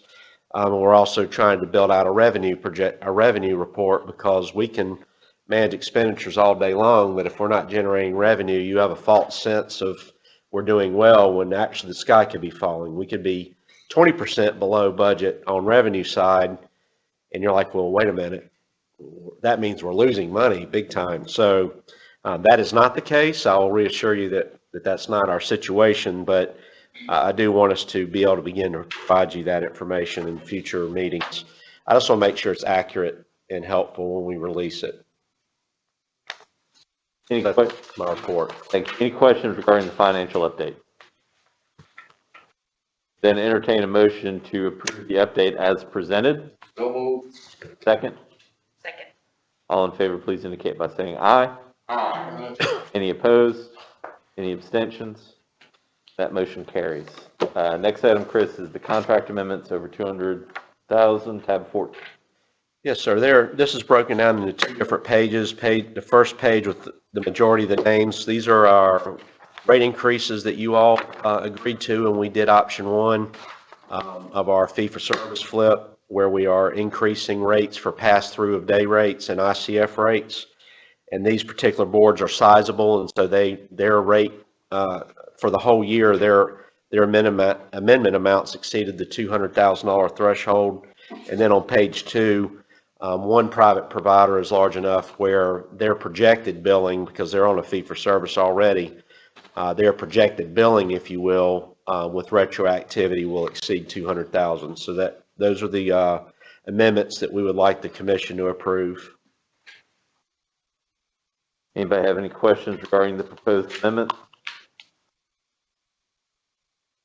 Tab 14, right? Correct. Chris, you satisfied with these numbers? Yes, sir. Any other questions? Hearing none, entertain a motion to approve the amendments as presented. So moved. Do you have a second? Any further discussion? All in favor, please indicate by saying aye. Aye. Any opposed? That doesn't approve. All right, next item on the agenda is the state director report. Right, I want to talk about what Ann alluded to, is the federal OIG audit, the final report. Well, in their eyes, what should be out soon is usually a 4 to 6 month period. It takes them a little time to get things done. This is data being analyzed from 2015 to 2017. In this audit, and I've talked about this many times before, but I'm not sure if it's for this group of commissioners, but we have, they're looking at the feds took emergency room codes, MMIS codes that they, for a person goes in, you get a code for what you're being seen for. They took these codes and they put them up against our reports of critical incident, abuse, and neglect. And what they were checking is kind of backdoor checking whether we were getting all the reports from our providers that we should have been getting. So they pulled 1,000 codes and we sent them 8,000 incident reports to see what was missing. And there are, we feel, 105 that verified emergency room visits for sundry reasons that should have been reported under our policies. They're saying that it's 286 that weren't reported. However, we're not really agreeing with their interpretation of our policy. Something like dehydration, if it was mentioned on the ER code, it's not reportable under our policy, and they're saying it should have been reported. So we'll just basically it's going to be to the point where we're going to agree to disagree. We're going to have a plan of correction anyway that's going to cover it, and we're just going to give our side of the story when we get to respond to the report.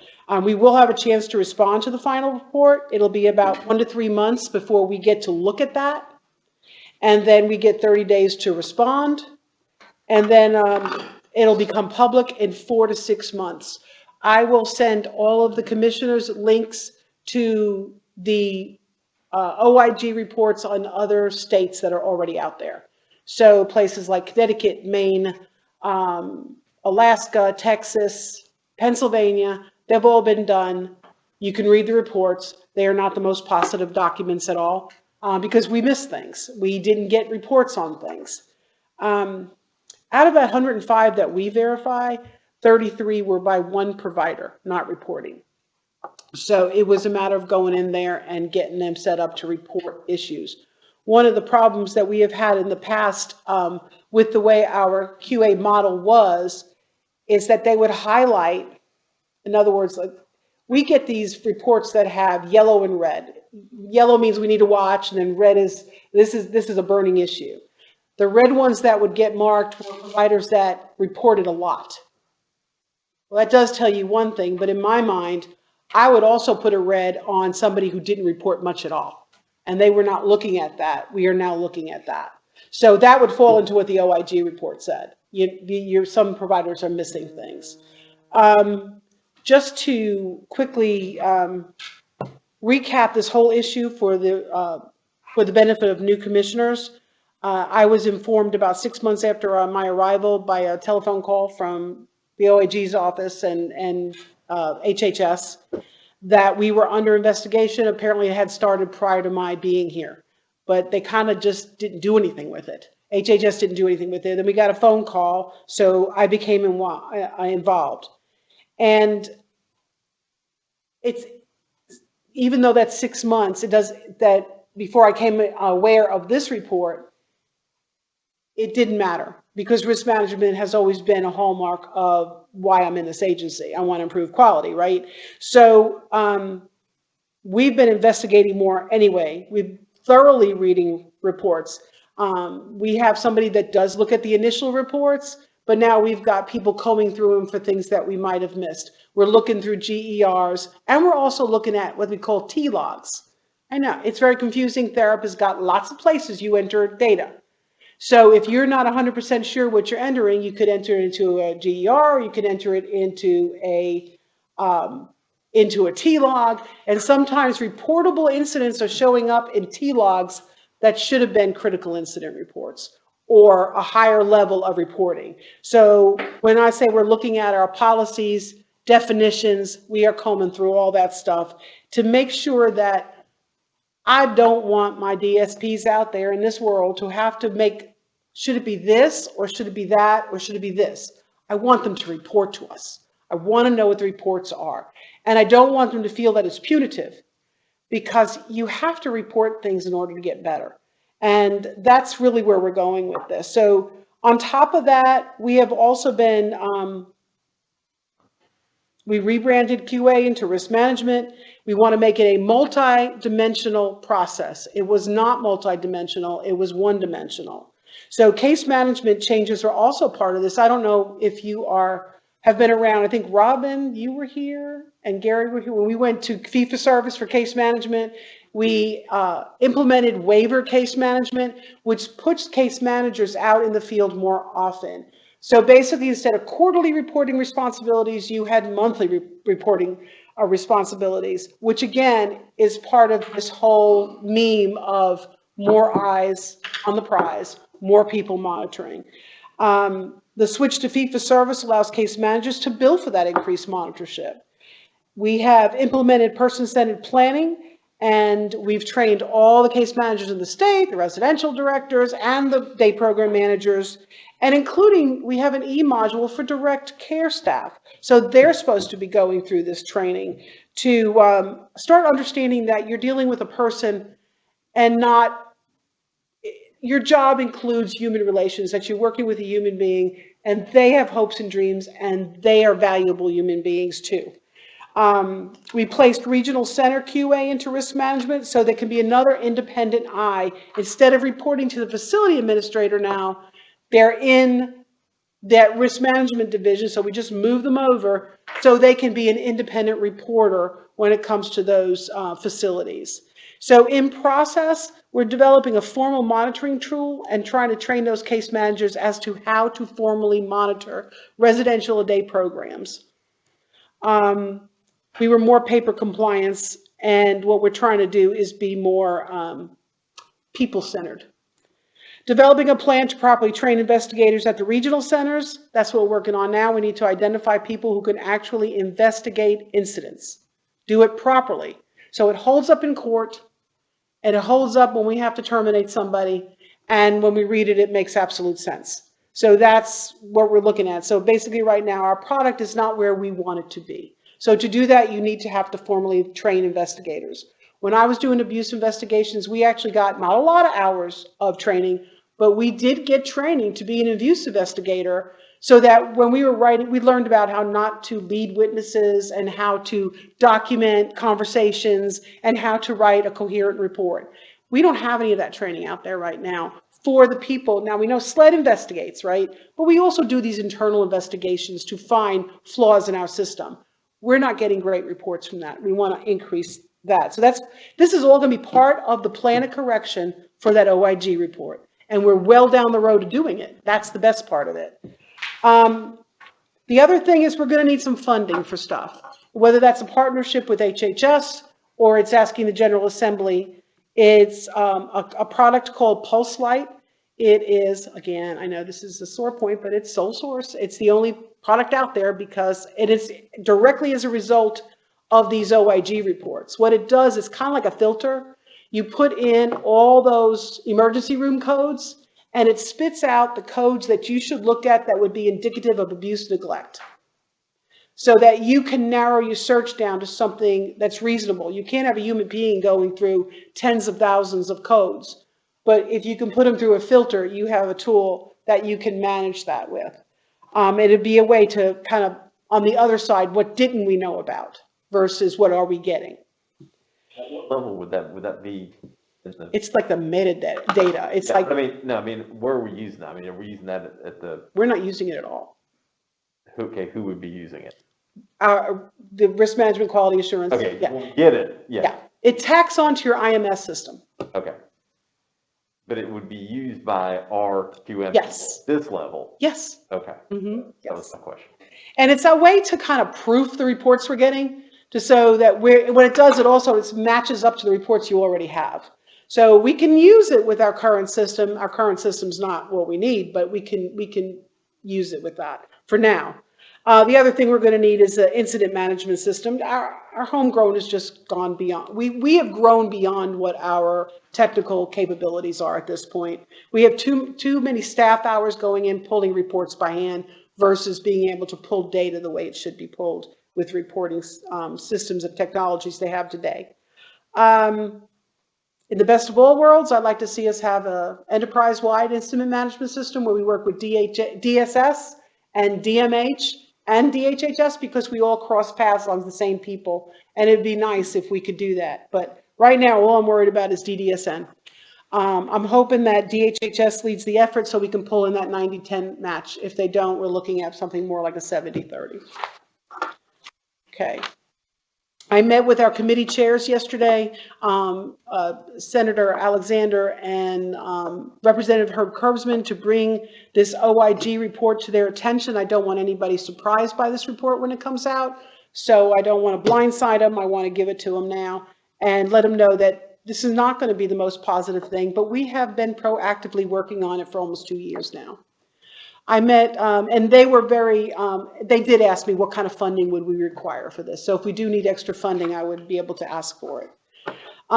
Literally off the presses, that big folder that came in is the evidentiary final report from CMS. We do a 5-year report on our waiver quality improvement efforts. The data from this is 2017 through 2019. It was sent to HHS. Ann pulls a lot of that report together, and she sends it to CMS because technically it's really their report that they have to send. HHS has to send to CMS. It's their report. The results showed that we have a QA weakness in DDSN of not being able to collect data in a meaningful way or to use the data to improve performance. That's one of the problems. And I've said that before, that we change our indicators too frequently so that we can't collect the same data over a 5-year period. So, and that kind of, the proof is in the pudding when they say you don't have an adequate sample size. And then we don't also, we're not meeting up to all the measures. We're not really measuring what we say we're going to measure. So to pull all that data together, we don't have a reliable source to pull it together. That's why when Susan brought in those 2 big folders back there, the bottom one, is that your technical guide, Susan? The technical guide is extremely important to follow so that when you tell them in your waiver renewal document, this is what we're going to measure, that we truly measure what we want to measure, and we don't change it across the time periods.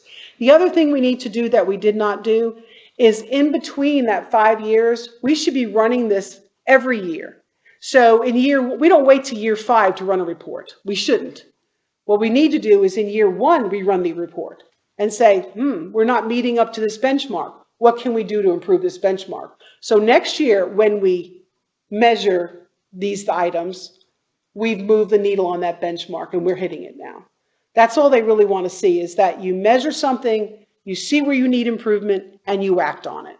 So, again, that is, I have not gone into great detail in here because I literally just got it a few minutes ago and it's pretty thick. So we're going to be using that IDRD renewal to rebuild our waiver performance measures. And we have engaged New Additions and HRSI. Please don't confuse that with HRST because that is a problem. That to help us write these performance measures, and Kyla's got a good background on it, so that we are measuring, truly measuring what we want to measure this year. And when we have this report, we will not have any negative findings in it next time. So the other thing that, all right, I also spoke with our committee chair about the DHHS issues we're having with rate increases, and the fact that the commission is wanting to go to fee-for-service on the residential side of things. We do have a problem with that because we have one rate we get paid, and we pay out a multitude of rates. So right now, we need HHS just to increase our one rate. So we stop losing, what are we losing, about 20 million? $22 million a year, because what we are paying out is more than what we are receiving. Okay? We've had this discussion before. I'm just going to really easily go over it. We have a bunch of different rates. I can't even, there's more than just the band rates, because we've got these private provider rates we pay. So even though we might be paying someone $300 a day, we're still only getting back, when we bill for the service, $196 and change. So we average about $214 for every day served in residential. Of course, all our residential services, all right, we bill $196.66. So you can see there's a little bit of a gap. That little bit of a gap, which is actually not that little, causes us to lose $22 million a year.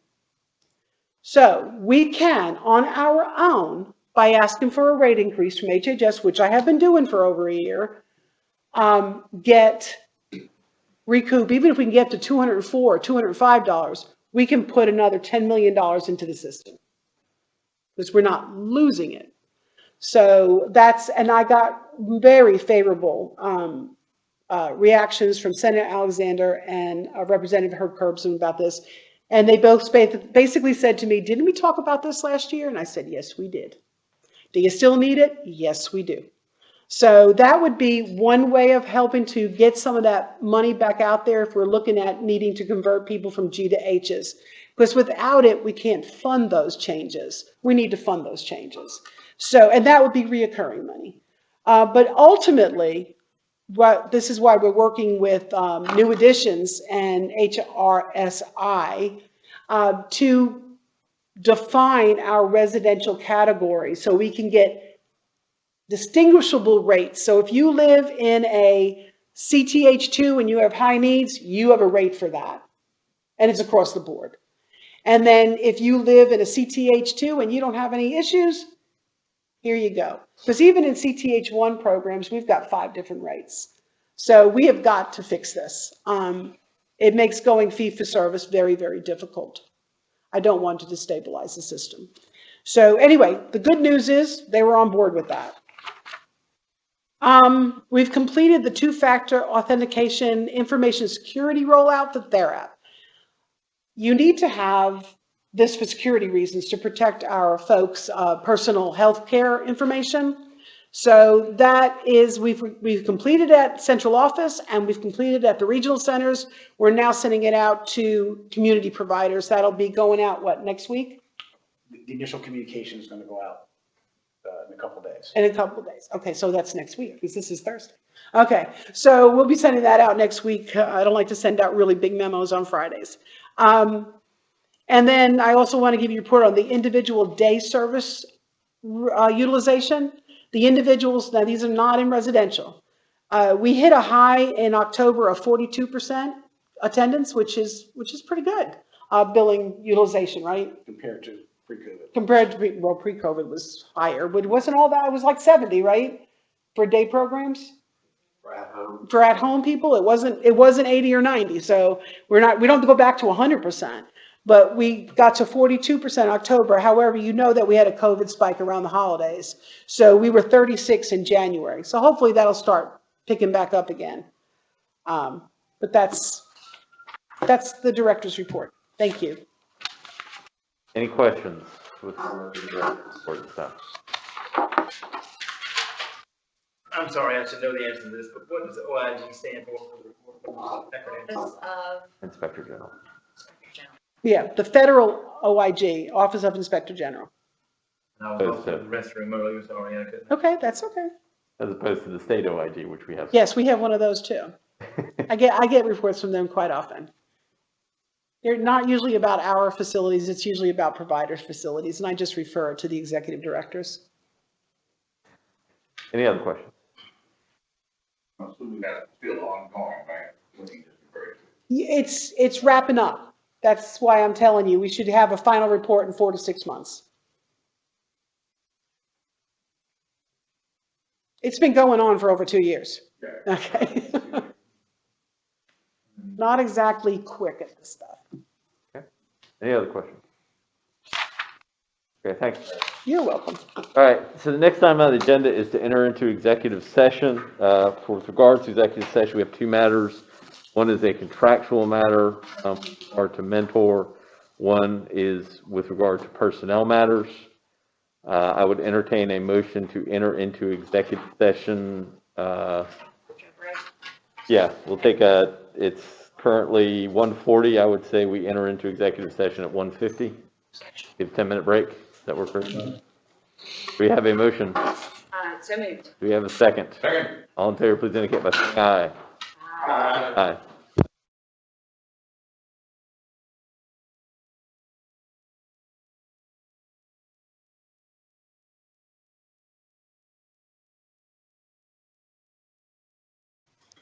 Yes, we are live. Okay. Let the record reflect that we are rising from executive session, that while executive session, no motions were made, no votes were taken. Then open the floor for motions at this time. Mr. Chairman, with regards to the situation with Mentor, we are now removing, I'd like to now move the condition number 2, which restricts their ability to expand beyond what is contemplated, but not to exceed their letter to DDSN dated February 2021 as signed by John Fisher and CC'd to Kevin Wright. However, all of the stipulations as cited in the DDSN commission vote in February 2020 will stand as cited. Christy, do you have that? Okay. All right, and I think it's written down, so if you need to Christy, have that. Okay. Do we have a second to the motion? A second. Any further discussion? All in favor, please indicate by saying aye. Aye. Aye. Any opposed? Any abstentions? Let the record close. That motion is passed. Any additional motions? Motion, Mr. Chairman. Yes, sir. I move that Mary Poole be removed as director from DDSN and removed from service as an employee of DDSN immediately. Have a second? Second, Barry Melford, second. Any further discussion? I would ask that we vote by individual member, and it would be reflected in the minutes. Sure. Commissioner Black, any other further discussion? Commissioner Blackwood? Aye. Malphurs? Aye. Miller? Aye. Thomas? Aye. Ronson? Aye. Lamel, nay. Any additional motions? Mr. Chairman, I move that the South Carolina Department of Disabilities and Special Needs Legal Counsel. We didn't finish with the vote. Oh, we did not? We did not. Sorry, you. Oh, sorry, motion passed. 4-1. 5-1. It's 5-1 and. Motion passed. Thank you. I said that. Thank you. Did I not say I'm it? sorry if you said it, I didn't hear it. Let the record reflect that's 28 months to the date of her hiring. Commissioner Rawlinson, I will motion that I move that South Carolina DDSN Legal Counsel Constance Holloway serve as temporary interim executive director of this agency until a special call meeting, which will be held on March 1st at 11:30 at our headquarters in the commission conference room, at which time we will begin the process of naming a permanent interim executive director who will be officially named. I hereby move that a press release, which will be written by the Commissioners Thomas and Robin Blackwood, be released regarding this matter this afternoon, and that this will be the commission's final statement regarding this matter. Would you mind amending that motion to take out the word permanent interim director? It should be just interim director. Yes, interim director, I'm sorry.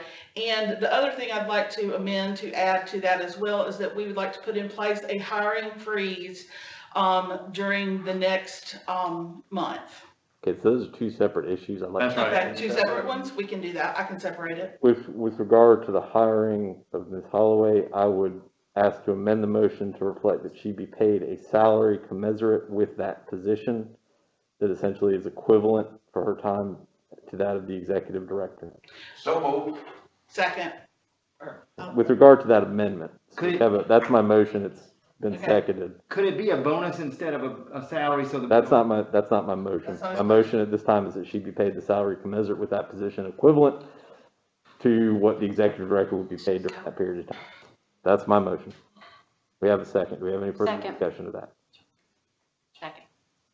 All in favor, please indicate by saying aye. Aye. Any opposed?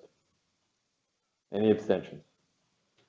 So that amendment carries with regard to the hiring of Ms. Holloway and the remainder of that stuff.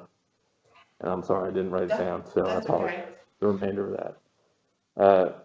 I think we already had a second on that. Do we have a second? Okay. Any further discussion? All right, all in favor, please. Seconded that. I did. I said that I agreed with Gary.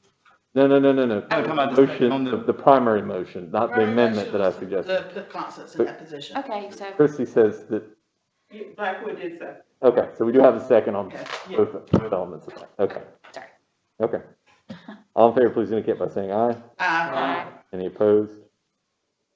Any abstentions, Lamel? Anything further on that? So that post passes 5-0 to 1 with one abstention, Lamel. Any further matters? Mr. Chairman, I'd like to put a hiring freeze in place for DDSN for the next month until such time that a interim commissioner can be named and put in place. Second. Motion, second. Any further discussion? All in favor, please indicate by saying aye. Aye. Any opposed? That motion carries. So I understand there's a motion for a special meeting on March 1st at what time? March 1st at 11:30 for the purpose of meeting with a interim director. Potential. Correct. All right. So you have a motion for a special meeting to be called at that time? Got a second? Second. Oh, sorry. Any further discussion? All in favor, please indicate by saying aye. Aye. Any opposed?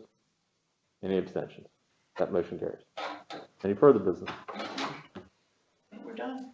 Set the next regular meeting for March 18th, 2021, and would entertain a motion to adjourn at this time. So moved. Second. All in favor, please indicate by saying aye. Aye. Any opposed? March the first, right? Yes. No, that's the next regular meeting. You said regular meeting. Next regular meeting will be March 18th. That's, one of the first is a special. What time? 11:30 at 11:30. Here. Special meeting. Regular meeting's 10 o'clock. Regular meeting will be the regular time. Mr. Chairman, we will probably have to go into executive session during most of that special meeting to discuss personnel matters. Okay, that's fine. We'll do that. We can, Good, Mark. if we can just relay that for purposes of setting the agenda, if you'll just relay that